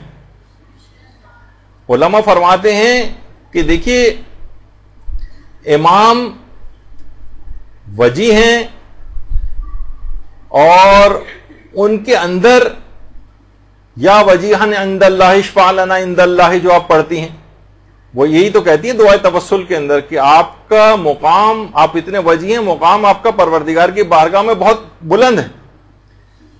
تو ان کے تبرک میں بھی وہی چیز ہونی چاہیے، یعنی اس تبرک کو پریزنٹیبل ہونا چاہیے. اب دیکھیے آپ کے سامنے عام سبیلیں بھی ہوتی ہیں اور ایک یہ سبیل آپ کے سامنے کتنے عالیشان طریقے سے سبیل کو سجایا گیا ہے، کس طرح سے پھول اس کے اندر جو ہے وہ رکھے گئے ہیں. یعنی پورے ایک عزت احترام کے ایک امام حسین کے نام پر کوئی چیز ہو رہی ہے. تو ہمارے یہاں عام طور پر دیکھیے بڑا عجیب و غریب مجھے بہت سی چیزیں کہنی پڑتی ہیں کہ مجالس میں عام طور پر بہت سی جگہوں پہ خیر اب بہتری آئی ہے، لیکن صرف امام حسینی کی بات نہیں، مسجدوں کے اندر آپ جائیں کولر لگے ہیں ان کے ساتھ اسٹیل کا ایک گندا سا گلاس زنجیر کے ساتھ بندھا ہوا، اس میں زنگ لگا ہوا، اسی کے اندر آپ جو ہے پانی پئیں. عام طور پر جو چائے کے کپس وغیرہ ہوتے ہیں دیکھا ہے میں نے مختلف جگہوں پہ چائے تقسیم ہوتی ہے، کپوں کے سب کنارے ٹوٹے ہوئے ہیں. اسٹیل کی جو پلیٹیں عام طور پر ہوتی ہیں ان کو دھویا بھی صحیح سے نہیں جاتا ہے، چکنی پلیٹیں چکنے چمچے وغیرہ دیے جا رہے ہوتے ہیں. امام حسین وجی ہیں، ان کے لیے تمام تبرکات کا جو انتظام ہونا چاہیے وجی انداز میں ہونا چاہیے. کوشش آپ یہ کریں، کھانے دیکھیے پک رہے ہیں، یہ آپ کے سامنے جو تصویر ہے، آپ تو بس آرڈر کر کے آ گئے، وہ کتنے گندے طریقوں سے کھانے وہ لوگ پکا رہے ہوتے ہیں. پائپ کے ذریعے اس کے اندر پانی ڈال رہا ہے کوئی بھی گندا سا غلط طریقے سے، اس کے بعد پک کے آ جاتا ہے، آپ بھی سوچتے ہیں بس کون اس میں زیادہ تحقیق کرے. تو ایسا نہیں ہونا چاہیے. دیکھیے کوشش کریں کہ ڈسپوزیبل کپس استعمال کر لیں. اب لوگوں کی طرف فطرتیں ذرا نفیس ہو گئی ہیں، بہتری کی طرف وہ جاتے ہیں، کراہیت کرتے ہیں. کیوں گندے کپوں کے اندر ایک کے دوسرے کو تیسرے، بہت سی بیماریاں بھی بعض اوقات لگ جاتی ہیں اس انداز سے، گندے کھانوں کی وجہ سے یا گندے برتنوں کی وجہ سے. تو آپ دیکھیں کہ بہت سی جگہوں پر جہاں اس کا اچھا اہتمام ہوتا ہے تو باقاعدہ جو پلاسٹک کے گلوز پہن کر چیزوں کو جو ہے وہ سرو کیا جاتا ہے. اور یہ آپ دیکھ رہے ہیں کہ خود آئمہ کے حرموں میں یا جو اچھی جگہ ہیں بعض اوقات وہاں پر سب نے پلاسٹک کے گلوز وغیرہ پہنے ہوئے ہیں، حتیٰ کہ جو ہیں وہ میڈیکل ماسک وغیرہ لگائے ہوئے ہیں تاکہ اس کے اندر کسی بھی طرح کے کوئی جراثیم یا وہ اس طرح سے نہ جائیں. تو اچھے طریقوں سے، پریزنٹیبل طریقے سے بھی سب چیزیں ہو سکتی ہیں. اچھا کھانوں میں اگر آپ دیکھیں تو مضر صحت چیزیں، انتہائی چکنے قورمے، اور وہ جس کے اندر گھی اور تیل اتنا زیادہ ہوتا ہے کہ ہر شخص، اتفاق سے بھی پچھلے دنوں ہی اتنے زیادہ میرے پاس اس قسم کے فون آئے کہ ظاہر ہے کہ میڈیکل سے بھی ہمارا جو واسطہ ہے، تو لوگ عام طور پر جو رشتہ دار وغیرہ جو فون کرتے ہیں، اتنی بڑی تعداد میں لوگوں کے پیٹ خراب ہوئے، کسی کو موشن لگے ہوئے ہیں، کسی کے پیٹ میں درد ہو رہا ہے. کیا ہے کہ انہی کھانوں کی وجہ سے کسی کو بے تحاشا ایسیڈیٹی ہو رہی. آپ امام کے نام پر لوگوں کو چیزیں کھلا رہے ہیں، ان کو مضر صحت چیزیں کھلا رہے ہیں، ان کے کولیسٹرول لیول بڑھ رہے ہیں، وہ بیمار ہو رہے ہیں، دل کے مریض بن رہے ہیں، ان کے تیزابیت ہو رہی ہے، ان کی کوالٹی آف لائف خراب ہو رہی ہے. کیا کیا جا رہا ہے؟ یعنی امام کے نام پر کھانا اس انداز کا ہونا چاہیے کہ جو کہ مضر صحت نہ ہو، سستے ترین گھی اور تیل نہ ہو. خیر اب اس پہ بھی آگے چل کر بات آئے گی کہ آلٹرنیٹ کیا بہتر چیز ہونی چاہیے. پھر یہ کوشش یہ کریں کہ پریزنٹیبل طریقے سے عزت کے ساتھ لوگوں کو دیں. تبرک بھی اگر آپ تقسیم کر رہے ہیں ایک عزت کے ساتھ، احترام کے ساتھ، جو دیکھیے کہ یہاں تک بھی یہ چیز ملتی ہے کہ لا تبطلوا صدقاتکم بالمن والاذى، اپنے صدقات کو باطل نہ کرو اے ایمان والو، منت رکھ کر اور اذیت دے کر. تو بعض اوقات یہ ہوتا ہے کہ انسان بڑا گھمنڈی ہو کر، اس میں بہت ساری چیزیں ہیں کہ منت رکھ کر اور اذیت دے کر باطل نہ کرو اپنے صدقات کو. اس کے کیا معنی ہے اس کی تفصیل میں تو ابھی میں نہیں جا رہا. بہرحال اس کے اندر ایک یہ بھی ہے کہ اس پہ بڑا احسان رکھ رہے ہیں، بڑے گھمنڈی انداز میں دے رہے ہیں. ایک دفعہ خود ایک بڑی مجلس اعضاء میں خود شریک تھا، اور اس کے بعد وہاں تبرک تقسیم ہو رہا تھا، شیر مال وغیرہ تقسیم ہو رہے تھے، میں بھی لائن میں لگ گیا. تو یقین کیجئے کہ وہ جو افراد تبرک تقسیم کر رہے تھے، وہ جتنا رعونت کے ساتھ، گھمنڈ کے ساتھ، تکبر کے ساتھ لوگوں پہ چلا رہے ہیں، چیخ رہے ہیں، لائن میں لگو فلاں یہ وہ، یعنی توہین آمیز ایک طریقہ تھا ان کا. ایسا نہیں ہونا چاہیے. تو اور نہ ہی اس کے اندر کوئی تفاخر ہونا چاہیے. مثلا بعض اوقات ہوتا ہے کہ اکثر لوگ جب وہ مجلس قضا گھر میں ہوتی ہے تو کچھ غریب لوگ آنے لگتے ہیں مانگنے کے لیے، تو آپ کوئی بات نہیں، ان کو ڈانٹ کر نہ بھگائیں، کچھ زیادہ بنوا لیں، 40-50 تبرک زیادہ بنوا لیں، جو لوگ آئیں ان کو بھی دے دلا کے رخصت کر دیں. عام طور پہ دیکھا جاتا ہے کہ یہ آ جاتے ہیں، یہ پروفیشنل ہیں، یہ ہر گھر میں جا کے مانگنے والے ہیں، تو کوئی بات نہیں، آپ کے پاس بھی اگر آ گئے تو دے کے وہ کیا کرے گا، کھائے گا ہی تو نہ جا کر، اس کو پھینکے گا تو نہیں کسی جگہ جا کر، اپنے گھر والوں کے لیے زیادہ تر لے کر جائے گا. غریب لوگ بہرحال ہوتے ہیں، وہ زیادہ بنوا لیں، لیکن ان کو اس طرح سے ڈانٹ پٹکار کر بھگانا نہیں چاہیے. تو بہرحال تفاخر کوئی نہیں ہونا چاہیے، دھتکارنا نہیں چاہیے، اس بات کی کوئی تعریف کے خواہاں نہیں ہونا چاہیے آپ کو کہ وہاں لوگ تعریف کریں کتنا زبردست بنایا تھا تبرک. ہاں اچھی کوالٹی کا رکھیں، لیکن لوگوں کی تعریف کے خواہاں نہ ہوں. اسی طریقے سے کوشش کریں کہ کچھ دیگر اقسام بھی مانوی تبرک کی بھی اگر ساتھ کر دیں. کھانے پینے کی تو چیزیں ہوتی ہی ہیں، مثلا کوئی کتاب ساتھ میں دے دی جائے. مثلا یہ اس کا بھی ٹرینڈ ایک زمانے میں ہوا تھا جو پھر دوبارہ ختم ہو گیا تقریباً. یا مثلا کوئی بھی کتابچہ پمفلٹ وغیرہ، یہ دیکھیں آپ کے سامنے مثلا عید غدیر کا کوئی پروگرام ہو رہا ہے، اس میں باقاعدہ ایک کتابچہ پورا غدیر سے متعلق تبرک کے ساتھ تقسیم ہو رہا ہے، ساتھ میں رکھ کے دیا جا رہا ہے. تو اس طرح کی کوئی بھی چیز، چاہے وہ کچھ خاص عملیات ہوں، لوگوں کی رزق بڑھانے کے طریقے، کچھ مسائل دینیاں، کچھ احادیث کے کوئی کتابچہ، کوئی پمفلٹ. بہت سی جگہوں پہ ایک زمانے میں جس کی تھوڑی حیثیت ہوتی ہے، کچھ خواتین کے لیے مقنے وغیرہ بھی تقسیم ہوتے ہیں، یا نماز کی چادر وغیرہ تقسیم ہونے لگتی ہے. تو تبرک کی کچھ اچھی اقسام جو اور کھانے سے ہٹ کر بھی اس میں بھی دماغ میں رکھنا چاہیے کہ اس پر بھی پیسہ خرچ کیا جائے. یہی وجہ کہ دیکھیے باقاعدہ جو ملتا ہے واقعات میں بھی کہ مہدی بحرالعلوم کے ایک شاگرد تھے شیخ حسین تبریزی. انہوں نے وادی السلام جو نجف اشرف کا قبرستان ہے، باقاعدہ وہاں چشم برزخی سے دیکھا کہ وادی السلام میں مدفون مومنین اور ملائکہ ایک نیک مومن کی روح کے استقبال کی تیاریاں کر رہے ہیں، اور اس کے لیے انواع اقسام کے جنتی کھانوں کا بھی اہتمام کیا گیا ہے۔ روضۃ الشہداء کتاب کے اندر باقاعدہ واقعہ شیخ حسین تبریزی فرماتے ہیں کہ پوچھنے پر یہ معلوم ہو کہ اس شخص کو یہ مقام 3 خصوصیات کی بنا پر حاصل ہوا۔ نمبر 1، وہ اہل بیت رسول سے بے پناہ محبت کرتا تھا۔ نمبر 2، ہمیشہ رزق حلال کھاتا تھا۔ اور نمبر 3، سال بھر کے اخراجات کے بعد جو کچھ بچ جاتا تھا وہ سب عزاداری امام حسین کی راہ میں خرچ کر دیتا تھا۔ اللہم صلی علی محمد و علی محمد۔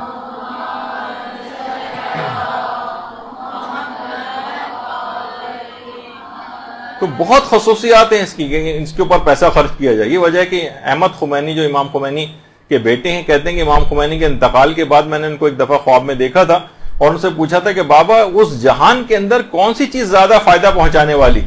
تو امام خمینی نے اپنے بیٹے سے کہا تھا کہ محمد و آل محمد کی ولایت اور ان کی محبت، اس کے اوپر سرمایہ کاری سب سے زیادہ کرو، اس پر پیسہ خرچ کرو، اور خود بھی اور اپنی اولاد کو بھی اہل بیت کے دامن سے وابستہ کرو، ان کے گھر کی نوکری کرو اور ان کی پناہ میں آ جاؤ۔ یہ چیز سب سے زیادہ فائدہ پہنچانے والی۔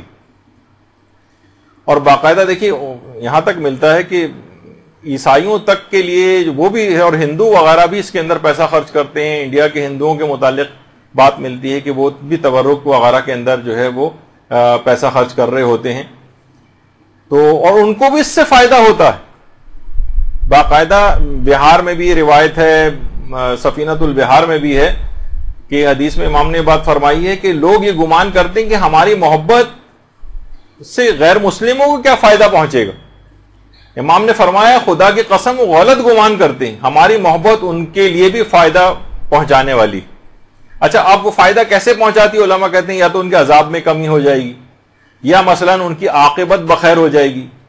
ہو سکتا ہے کہ مرنے سے پہلے ان کو دولت ایمان کی توفیق مل جائے اور وہ اسلام قبول کر لیں، یا ان کی عمر طولانی ہو جائے گی، یا ان کے رزق میں وسعت ہو جائے گی، کوئی نہ کوئی فائدہ ضرور ملے گا۔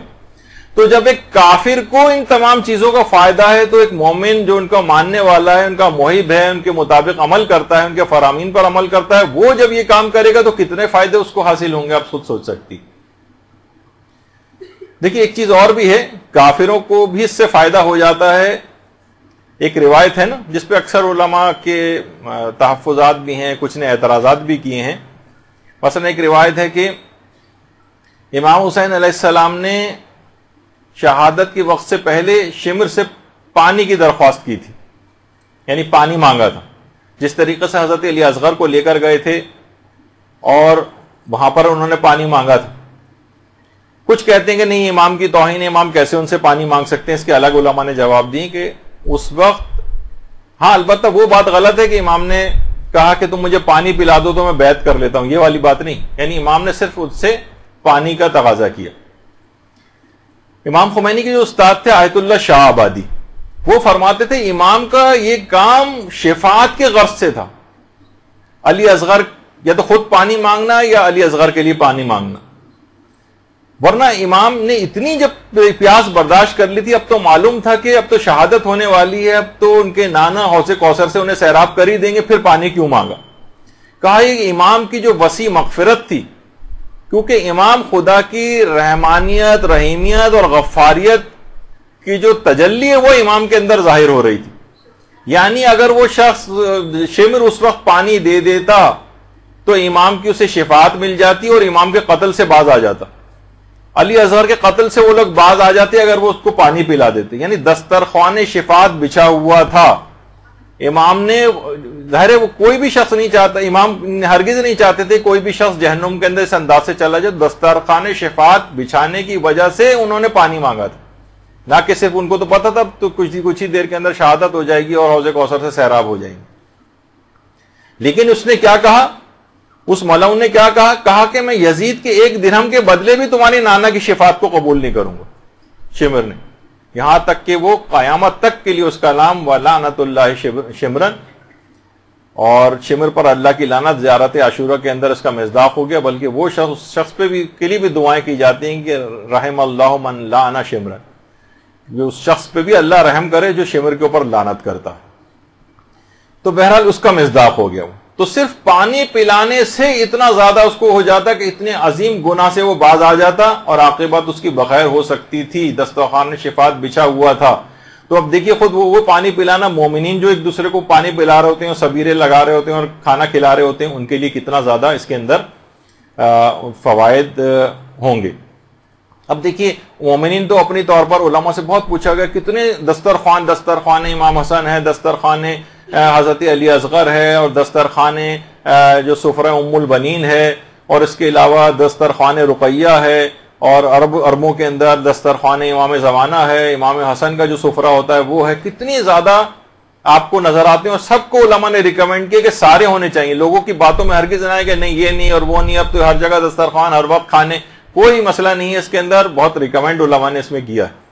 اور علماء خود بھی اس کے اندر بہت آگے ہوتے ہیں، خود بھی اس کی کھلائی میں، پکائی میں، خود اس کو سرو کرنے میں، آپ کتنی زیادہ ان کی اگر آپ دیکھیں علماء کی کہ خود اس کے اندر بڑھ چڑھ کر حصہ لے رہے ہوتے ہیں، ایک ایسی خدمت ہے کہ عالم ہونے کے باوجود بھی وہ کر رہے ہوتے ہیں۔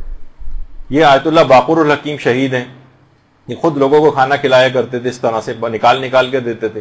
یہ آیت اللہ تقی مدرسی ہیں، خود مرجع تقلید ہیں، مرجع ہونے کے باوجود لوگوں کو چائے پلا رہے ہیں اور لوگوں میں جو ہے کھانا کھلا رہے ہیں، لوگوں میں کھانا تقسیم کر رہے ہیں، کیونکہ اس کی بہت اہمیت ہے، دنیاوی و اخروی بے پناہ فائدے ہیں۔ لوگ کہتے ہیں کہ بھائی اس کے اندر بہت افراط بہت ہو گئی ہے، بہت زیادہ لوگ کرنے لگے ہیں۔ آیت اللہ وحید خراسانی بڑا زبردست جملہ کہتے ہیں، فرماتے ہیں عزاداری امام حسین میں تفریط ہی تفریط ہے، افراط نہیں، ہر چیز کمی کی طرف ہے۔ غم بھی جتنا بھی آپ کر رہے ہیں سب کم ہے، جتنا بھی آہو بکا کر رہے ہیں سب کم ہے، جتنا پیسہ خرچ کر رہے ہیں سب کم ہے، مکمل تفریط ہی تفریط ہے، افراط اس کے اندر ہے ہی نہیں، کمی کی طرف ہر چیز ہے۔ تو یہ جو کہنا کہ بہت ہو گیا بہت نہیں ہے، کہ ہر چیز کم ہے، جتنا بھی خرچ کریں اس کے اندر کوئی اس کے اندر ممانعت نہیں ہے، بلکہ زیادہ فائدے، دنیاوی کتنے فائدے ہیں۔ اب میرے پاس اتنا وقت نہیں ہے کہ ان فائدوں کو بھی جلدی بس میں کر رہا ہوں کہ انسان، علماء نے کہا کہ اس کی شخصیت کی معرفت ہوتی ہے، جو کھانا کھلاتا ہے وہ ایک آئسولیشن سے نکل جاتا ہے، اس کے علاوہ معاشرے میں اس کے عزت و وقار میں اضافہ ہوتا ہے، گھر میں اس کے خیر و برکتیں آنے لگتی ہیں، گھر سے آفات و بلائیں اس کی دور ہونے لگتی ہیں، اس کو تعظیم شاعر کا ثواب ملتا ہے جو بھی کھانا کھلا رہا ہوتا ہے، اس کی روحانی اور نفسیاتی جو اس کو خوشیاں ملتی ہیں کھانا کھلا کر وہ ملتی ہے، اس کے اندر اخلاق کریمانہ پیدا ہونے لگتے ہیں، سخاوت وغیرہ اس کے اندر پیدا ہونے لگتی ہے، اور اس طرح سے اس کی اولاد کی بھی تربیت ہوتی ہے، باقاعدہ نسلوں میں اس کی ثقافت اسلامی منتقل ہوتی ہے۔ بچوں کے اندر کتنا زیادہ بچے اس کے اندر اہتمام کرتے نظر آتے ہیں، تو یہ بہت اہم چیز ہے۔ اس کے علاوہ مومنین کے آپس میں تعلقات بہت زیادہ مضبوط ہوتے ہیں۔ دیکھیے کتنے ہی رشتہ دار ایسے ہیں جن کی سالوں ملاقات نہیں ہوتی، رنجشیں ہوتی ہیں، مجلسوں میں بلاتے ہیں، کھانے پر بلاتے ہیں، ان کی رنجشیں دور ہو جاتی ہیں، معاشی حالات جو ہے انسان کے بہت جو ہے وہ اس کے اندر بہتری آتی ہے۔ اگر اس کو بھی انٹروڈیوس کیا جائے کہ عورتیں بہت سارے کام جو گھروں میں کر سکتی ہیں، عام طور پر لوگ کہتے ہیں بزنس کیسے شروع کریں، ہم دکان لیں گے، ٹیکس دینے پڑیں گے، یہ کہاں سے ہوگا، گھروں پہ عورتیں کام شروع کریں، مجالس ازا کے تبرک بنائیں، گھر سے سپلائی کریں۔ کتنے لوگ جنہوں نے کام شروع کیا ہے، اب کیا ہے کہ زیادہ تر غیر مومنین افراد کی آپ خدمات لیتے ہیں، پیسہ بھی ان کے پاس جاتا ہے، اکثر اس میں سے دشمنان اہل بیت بھی ہیں، اپنے مومنین کی معاشی حالت بہتر ہوگی۔ روایات میں بھی ہے کہ اونٹ کے کوہان میں چھری اتنے جلدی اثر نہیں کرتی جتنا رزق ان لوگوں کے لیے آتا ہے جو دوسروں کو کھانا کھلاتے ہیں، رزق میں اس کے بہت برکت ہوتی ہے۔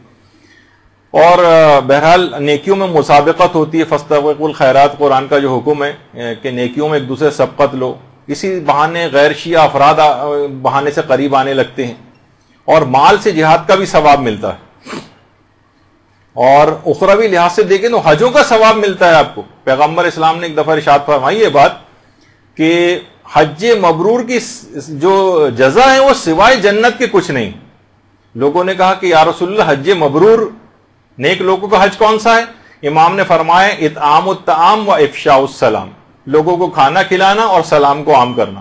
اس سے جو ہے وہ حج مقبول شدہ جو حج ہوتے ہیں نیک افراد کے، ان کا ثواب ملتا ہے۔ اور روایت میں آیا کہ جو بھی شخص مومن کھانا کھلائے گا اللہ اسے طعام جنت سے سرفراز کرے گا، اس کو نار جہنم سے نجات ملے گی اس کو، اور صرف پانی پلانے سے اس قدر نامہ اعمال بھاری ہوتا ہے کہ 70,000 نیکیاں فقط اس شخص کو جو پانی پلا رہا ہے، سبیل لگا رہا ہے، اس کو حاصل ہوگی، اور اولاد اسماعیل میں سے 10 غلام آزاد کرنے کا ثواب اس کو دیا جائے گا۔ کوشش یہ کریں کہ جو بھی اس میں تبرک بنانے والا ہو وہ باوضو ہو کر تبرک بنائے، ان کو ہدایت کر دیں۔ مثلا اگر کسی مومنین سے بنوا رہے ہیں، تلاوت قرآن کر تبرک، نیاز وغیرہ دلوا کر تبرک جو ہے وہ کھلایا جائے لوگوں کو. کوشش کریں کہ مینیو جو ہے وہ کھانے کا حفظان صحت کا خیال رکھیں، اچھی چیز ہو، مضر صحت نہ ہو. مثلا سادہ قسم کا اس طرح کا کھانا ہو جو صحت خراب نہ کرے، چاہے اچھی کوالٹی کا، بہتر کوالٹی کا، اچھی چیز لوگوں کو کھلائیں. پریزنٹیبل بھی ہو، صحت کے خرابی والی چیزیں بھی نہ ہوں. عام طور پر دال چاول اس طرح کی چیز کی جس میں نہ کوئی تیزابیت کسی کو ہوگی، اچھے طریقے سے وہ پیٹ بھر کے کھانا بھی کھا لے گا اور اس کو جتنا بھی اچھے سے اچھا کر سکیں کوالٹی کے اعتبار سے. اسی طریقے سے مثلا پھلوں کو بھی رائج کرنا چاہیے. پھل ہیں حفظان صحت کے اعتبار سے جو ہے وہ تقسیم کیے جاتے ہیں. تو آپ نے دیکھا کہ روایات کے اندر بھی یہ بات آئی ہے کہ پھلوں کے جناب لوگوں کو سیب کے فوائد پتہ ہوتے تو اس کے علاوہ کسی اور چیز کا علاج اپنے بیماروں کا اس کے علاوہ کسی چیز سے نہ کرتے. تو پھلوں کو رائج کرنا چاہیے. کوئی ایسا پیکٹ بنا لیں جس میں 2-3 اچھے پھل ہوں تو یہ اچھا تبرک شمار ہو جائے گا. اسی طریقے سے مثلا جو ہے وہ اگر کسی کی حیثیت ہو تو کچھ ڈرائی فروٹس کے پیکٹ وغیرہ بہت سی جگہوں پہ تقسیم ہو سکتے ہیں. صحت کے اعتبار سے کتنا اچھا ہے کہ اگر آپ یہ تقسیم کریں، مومنین کے جسموں میں جائیں، ان کو فائدہ پہنچائیں بنسبت ان چکنے اور مضر صحت کھانوں کے. تو کوشش کریں کہ پیٹ بھر کر لوگوں کو کھانا کھلائیں. اور اس کے اندر ایک اور خصوصیت یہ بھی ہے کہ دیکھیے اس میں امیر اور غریب بھی ایسے ہی پارٹیسپیٹ کرتا ہے اس کے اندر، اپنے پیٹ کو کاٹتا ہے. چاہے اس کو صرف 40 پہ لوگ دیکھتے ہیں انتہائی غریب لوگ ہیں لیکن پھر بھی وہ وہاں جا کر خدمت کر رہے ہوتے ہیں. اور تبرک میں دیکھیے شفا یابی کی بھی ایک صفت ہوتی اور باقاعدہ آیت اللہ سعید الحکیم سے بھی یہ چیز پوچھی گئی ہے. تو مریضوں کے لیے باقاعدہ اسپتال کے مریض ہوتے ہیں ان کے لیے لوگ باقاعدہ تبرک لے جا کر تاکہ وہ شفا یاب ہو جائے. اور یہی چیز جیسا بھی میں ذکر کر رہا تھا کہ آیت اللہ سعید الحکیم سے بھی پوچھی گئی کہ ہم شفا یابی کے لیے تبرک جو مجلس اعضاء کا ہے اس کو لے جا کر مریضوں کو کھلا سکتے ہیں. تو انہوں نے کہا بالکل، ان کی شفا یابی کی نیت سے تبرک لے جانا اور ان کو اگر صحت اجازت دے تو وہ کھا سکتے ہیں اس کو. ایک واقعہ ہے جو حضرت زہیر ابن قین کا، بس اس کو جلد سے جلد مکمل کرتے ہیں بس آخری 2 منٹ میں. یہ اکثر یہ والا واقعہ بہت جگہ پڑھا جا چکا ہے لیکن اب کیونکہ پوری تبرکی کی گفتگو ہو رہی ہے تو یہ واقعہ باقاعدہ سوانح زہیر ابن قین جو آغا مہدی لکھنوی نے جو کتاب لکھی ہے اس کے اندر یہ واقعہ ہے کہ مدرسۃ الواعظین لکھنؤ کے پرنسپل مولانا دل اختر صاحب یہ بات بیان کرتے ہیں کہ زمانہ طالب علمی میں جب ایک دفعہ تبرک پہ بات نکلی تو شمس العلماء سید سبط حسن نے اپنے شاگردوں سے یہ بات کہی کہ جو شخص کسی مریض کی صحت یابی کے لیے روزہ رکھے اور افطار کے بعد یہ دعا کر کے بستر پہ آئے کہ اے زہیر ابن قین طبیب لشکر حسینی میرے مریض کے لیے دوا تجویز کر دیجئے، تو خواب میں ایک بزرگ اس بیماری کا نسخہ لکھوا دیں گے. ایک مریض کی بہن نے بھائی کی صحت یابی کے لیے روزہ رکھ کر حسب ہدایت دعا کی تو خواب میں دیکھا کہ لوگ ایک شخص کو گھیرے ہوئے ہیں اور وہ مریضوں کو کچھ نسخے لکھوا رہے ہیں. بہن نے بھائی کے مرض کی دوا چاہی تو جواب ملا کہ تو خود دوا نہیں لیتا ہے. انہوں نے کہا ایسا تو نہیں ہے، دوا تو اس نے بہت کی ہے لیکن شفایاب نہیں ہوتا. فرمائے وہ مجلس حسین کا تبرک کیوں نہیں لیتا ہے؟ صبح ہوئی تو اللہم صلی علی محمد و علی محمد.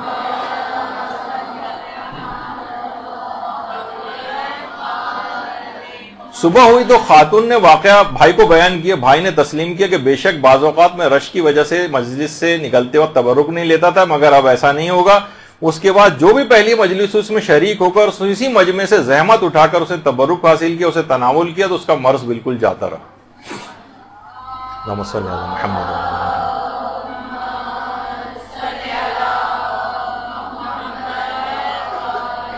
اس کے بعد یہ واقعہ وہاں کے ایک رسالہ چھپتا تھا اس کے اندر بھی چھپا. اس کے بعد بہت سے اس زمانے میں طبیب ہوا کرتے تھے، انہوں نے یہی والا طریقہ اپنے جو بہت سے ایسے مریض جو شفایاب نہیں ہو رہے تھے ان کے لیے کیا اور اس کے بعد مجلس اعضاء کا تبرک کا اہتمام ان کے لیے کیا تو وہ بھی مسلسل اس لحاظ سے صحت یاب ہوتے گئے.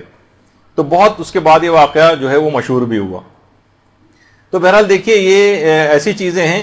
اور اب اس کی اتنی اہمیت ہے کہ باقاعدہ اسرار الشہادات علامہ دربندی کی کتاب اس میں پہلی جلد کے اندر ایک واقعہ ہے قطیف کی خواتین کی ایک مجلس کا کہ ایک غریب اور مخلص خاتون تھی، ایک مومنہ، اس کے گھر مجلس تھی، لوگوں کی زیادہ تعداد وہاں پر بھی آ گئی. اب وہ بہت پریشان ہوئی کہ میں ان کا انتظام کھانے کا کیسے کروں گی. تو اس قطیف کی اس مجلس میں عورتوں نے باقاعدہ مشاہدہ کیا کہ اچانک سے کچھ نورانی اور ملکوتی خواتین اس محفل کے اندر آ گئیں.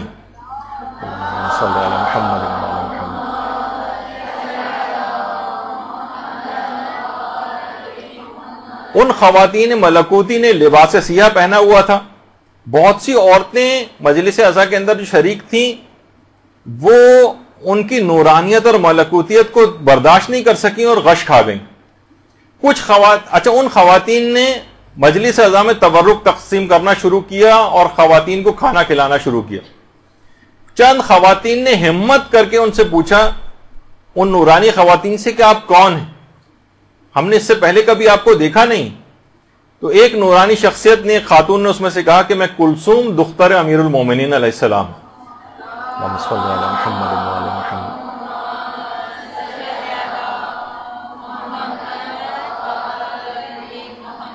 اور وہ جو تمہارے سامنے دوسری خاتون ہے وہ زینب بنت علی سلام اللہ علیہ ہیں. اور وہ جو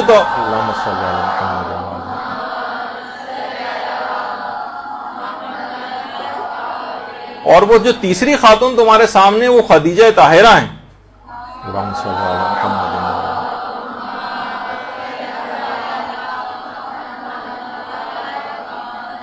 اور وہ چوتھی خاتون جن کا نور زمین و آسمان سے ساطع ہو رہا ہے، اور یہ وہی ہیں جن کے نور سے چاند اور سورج اور ستارے روشن ہوتے ہیں.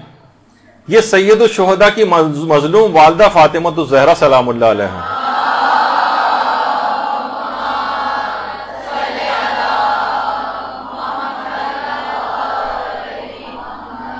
ہم اس مجلس میں اس وجہ سے آئے ہیں تاکہ ہم تمہیں اس سے شرمندگی سے بچائیں اور تبرک ہم خود تقسیم کریں. باقاعدہ اسرار الشہادات، اکثیر العبادات فی اسرار الشہادات میں علامہ دربندی نے اس کی پہلی جلد کے اندر اس واقعے کو لکھا.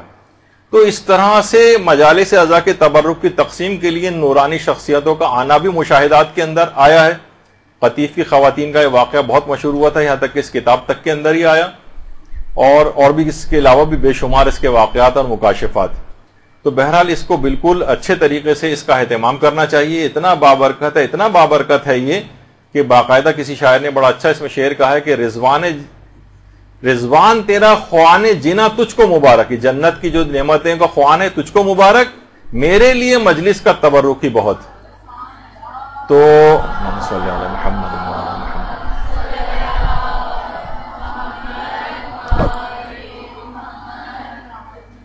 تو یہاں پر ہم اپنی گفتگو اختتام کرتے ہیں. اس میں جتنے بھی فقہی احکام تھے، جتنے اخلاقی باتیں تھیں، جتنی صحت کے اعتبار سے چیزیں تھیں، جتنے اعتراضات اس سلسلے میں تھے، آپ نے مشاہدہ کیے کہ تاکہ آپ کے سامنے سب دلائل آ جائیں. اور کبھی کوئی اس سلسلے میں کسی بھی قسم کی کمی کا کوئی نعرہ لگائے، اس کا کوئی متبادل آپ کے سامنے پیش کرے، تو آپ تمام دلائل کے ساتھ اس کو جواب دیں کہ علماء اور مراجع اور مجتہدین نے اسی کی تاکید کی ہے.